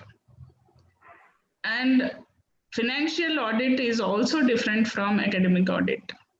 There are different audits, like just want to name like energy audit, environment audit, green audit, then this gender audit, then this, what is this? Academic audit, then financial audit. These are the different audits which will happen. Gender audit is that kind of an audit where specifically if the institution is having, following the norms that these many girl students should be available as per the government of India, and you can claim that we are having a good gender this one, so we can go for gender audit. It's not necessary that everybody has to go for it, but if you have such kind of thing in you, that you are giving more of the importance to girl Khilare students. मॅडमचा phone आला तर फक्त सांग त्यांना schedule आहे मी त्यांच्या मेलवर आहे प्रिंट काढून घे मी प्राचार्यांकडे जाऊन येते they will be given a free education. This पाठवलाय त्यांना मी प्लॅन ते आता प्रिंट काढून घेतील त्यांना पाहिजे असेल तर and किल्ली you आपली have इथं आहे such, इन केस तुला such kind of, there is a different norms for that. If you are following all that thing, that comes under gender audit. Anything else? Yes, Varsha Patel ma'am, you can unmute yourself and ask the question. Varsha Patel ma'am. Hello. Yes. Hello. Yes ma'am. Yes, you are audible. You can continue. Patel ma'am, you are audible.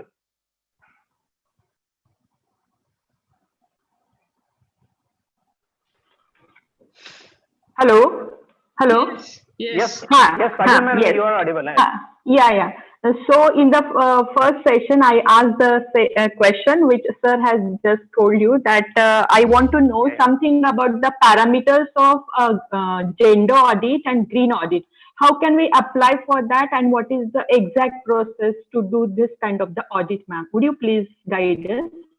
As I said, these are the different audits. See, gender audit, I was talking now about that. And if you talk about environment audit, there is a norms like to reduce the carbon in the environment of your college, you should have, as per the law, you should have these many plants and these types of plants. So all this, if you are having, then you can apply for these things, and procedure and what exactly is required. All this, if you really interested and want to know, then you should contact personally either to me or to Piyush sir, so that we can discuss on that in a broader way. Okay, ma'am. Thank you so much, ma'am. I'll contact you. Thank you. And so also. Thank you. Thanks a lot. Thank you, sir. Another hand raised by Shushti Nanjappa. Ma'am, you can unmute yourself and ask the question, please. Yes, sir. Ma'am, this is, I mixed it up the last time. This is about capacity enhancement programs that we have, capability enhancement program. How many hours minimum do they need to run for to be acceptable for NAAC, ma'am? Minimum of 30 hours and plus. Sorry. 30 hours and plus. It's the same as value added. That also has 30 hours. So even yes, the capacity enhancement. Definitely. That also will be having 30 hours. This also will be having minimum of 30 hours or 30 hours plus. The difference between these two will be certificate programs has to be either from the different body which will be running, and they are having that authority to give the certificate. For which of them, ma'am? For the capability enhancement or for the one which Certification courses. certification? For either capability enhancement, or it is skill based or subject based, either you have to take a permission from the university to run these courses, and university should permit, or it has to be done by some other agency who is having an capability to give the certification for that, or else there are courses run by the government like MOOC courses, SWAYAM courses, and all this will come under this. Whereas value-added courses can be decided by the college or the faculty for 30 hours, and they can do. That doesn't require any kind of an permission or anything. Okay, thank you, ma'am. Thank you.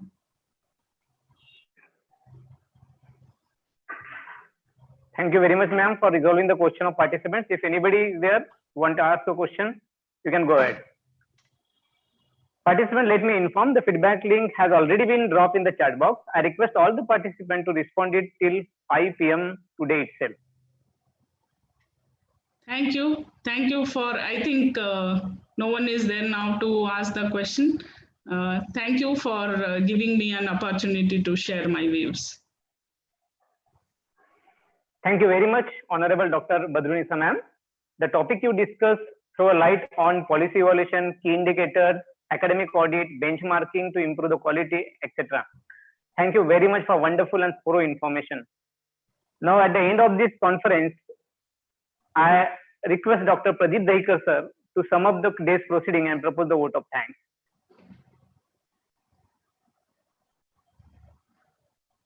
Dr. Dahikar sir, over to you.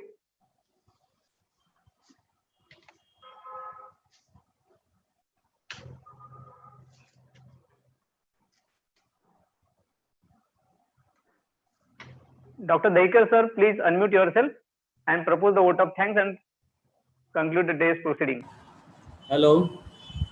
Hello. Yes, sir, you are audible. Yes, sir, you are audible. Audible? Continue, please. Yes, sir, you are audible. Good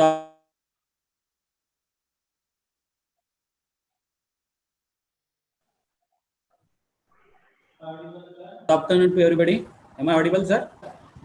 Yes, sir, you are audible. Yes. I pay my humble homage to late Shri Govindraoji Vandari, ex-MLC.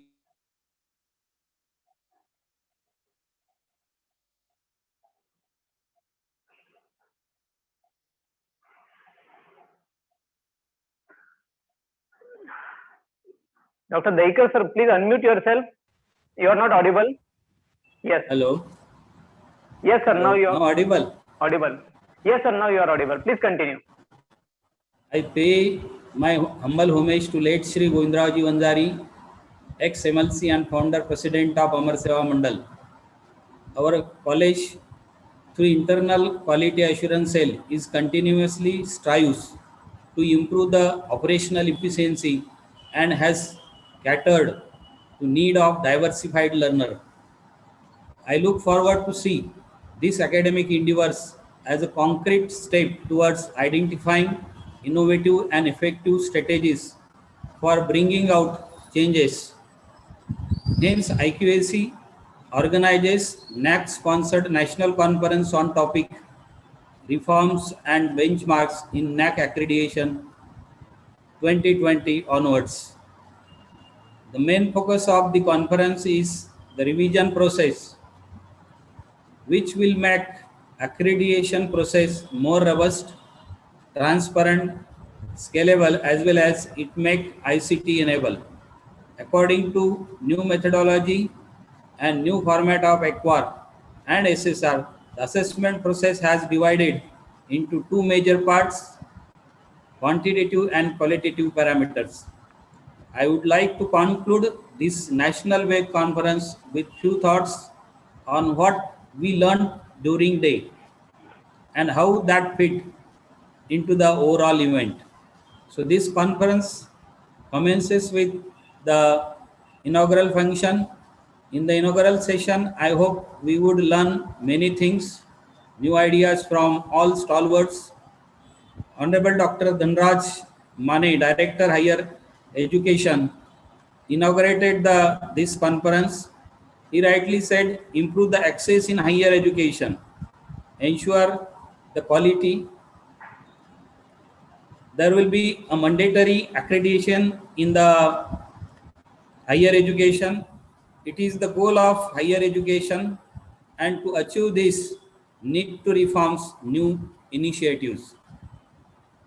Frame the policies which are student centric. He appeals, in his appeal, he said the three pillars of college said student, teachers and management work together. Our guest of honor, Honorable Dr. Smita Vanjari, said, concentrate on student strength, equity and inclusion, extracurricular activities of the student to take more efforts for betterment of students. Use updated ICT to emerge in competitive world. She has motivated and encouraged to all the participants for quality research and publication. We have learned a lot from keynote session, which was delivered by the amazing keynote speaker, Honorable Dr. Ruchi Tripathi, on topic quality aspect of quantitative metrics in the assessment and accredited process. She said, a pathway for quality assurance, NAAC objectives for the quality of higher education. She also discussed the pre and post parameters of accreditation. She concentrated on benefits of accreditation, also make aware about new initiatives of NAAC and IQAC new framework and many other things.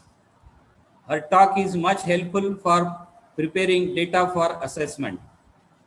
The first plenary session in which it was delivered by Dr. Piyush Pade. It was very excellent on topic importance of policies, processes and procedure in HICE. I appreciate to Dr. Pade sir. He described this topic in detail and very simple way, a role of IQAC in designing policies. Also commend Dr. Badrunisa Madam for planning and execution of IQAC as per the policies. In the second plenary session, it was continued by Honorable Dr. Badrunisa Madam with the topic policy evaluation. She had described policy evaluation using simple and suitable example. All the talks are much informative, knowledgeable and fruitful. On this occasion, it's my duty on behalf of Kamala Nehru Mahavidyalaya to propose a vote of thanks to all who have guided us to make this conference success. At the outset, I am thankful to President of Amar Seva Mandal, Honorable Dr. Suhasini Vanjari Madam, for their constant support. I am grateful to a dynamic leader, MLC and Secretary of Amar Seva Mandal, Advocate Abhijit Vanjari sir, for motivating us to organize this event. The real source of inspiration is none other than Treasurer of Amar Seva Mandal, Honorable Smita Vanjari Madam. She is continuously monitoring and taking feedback about the preparation of conference. I am thankful Chief Guest of inaugural function, Honorable Dr. Dhanraj Mane sir, join with us and guide and share his ideas with us. I propose most respectfully special thanks to resource person for keynote session and plenary session, Honorable Dr. Ruchi Tripathi, Honorable Dr. Piyush Pade and Honorable Dr. Badrunisa Madam. Respectively, for fruitful interaction. I would like to thank NAAC Bangalore for providing financial assistance. My sincere thanks to Principal of our college, Honorable Dr. Dilip Badwaik sir. I also thankful and congratulate to IQAC coordinator, Dr. Mukherjee madam, and entire IQAC team, as well as organizing committee for making this event a grand successful. At last, but not least, I am thankful to all participants. Thank you, one and all. With this, we wind up the proceeding of this conference. I hand over the control of this over Dejbratar sir. Thank you very much, Dr. Dahikar sir. I again request all the participants to respond the feedback link which is available and has been dropped in the chat box. It will be active till 5 p.m. So please take care and respond it before the time. With this, on the behalf of Principal Dr. Dilip Badwaik sir and convener Dr. Shubhashi Mukherjee, I formally declare the conference is over now. Thank you for your kind cooperation and participation.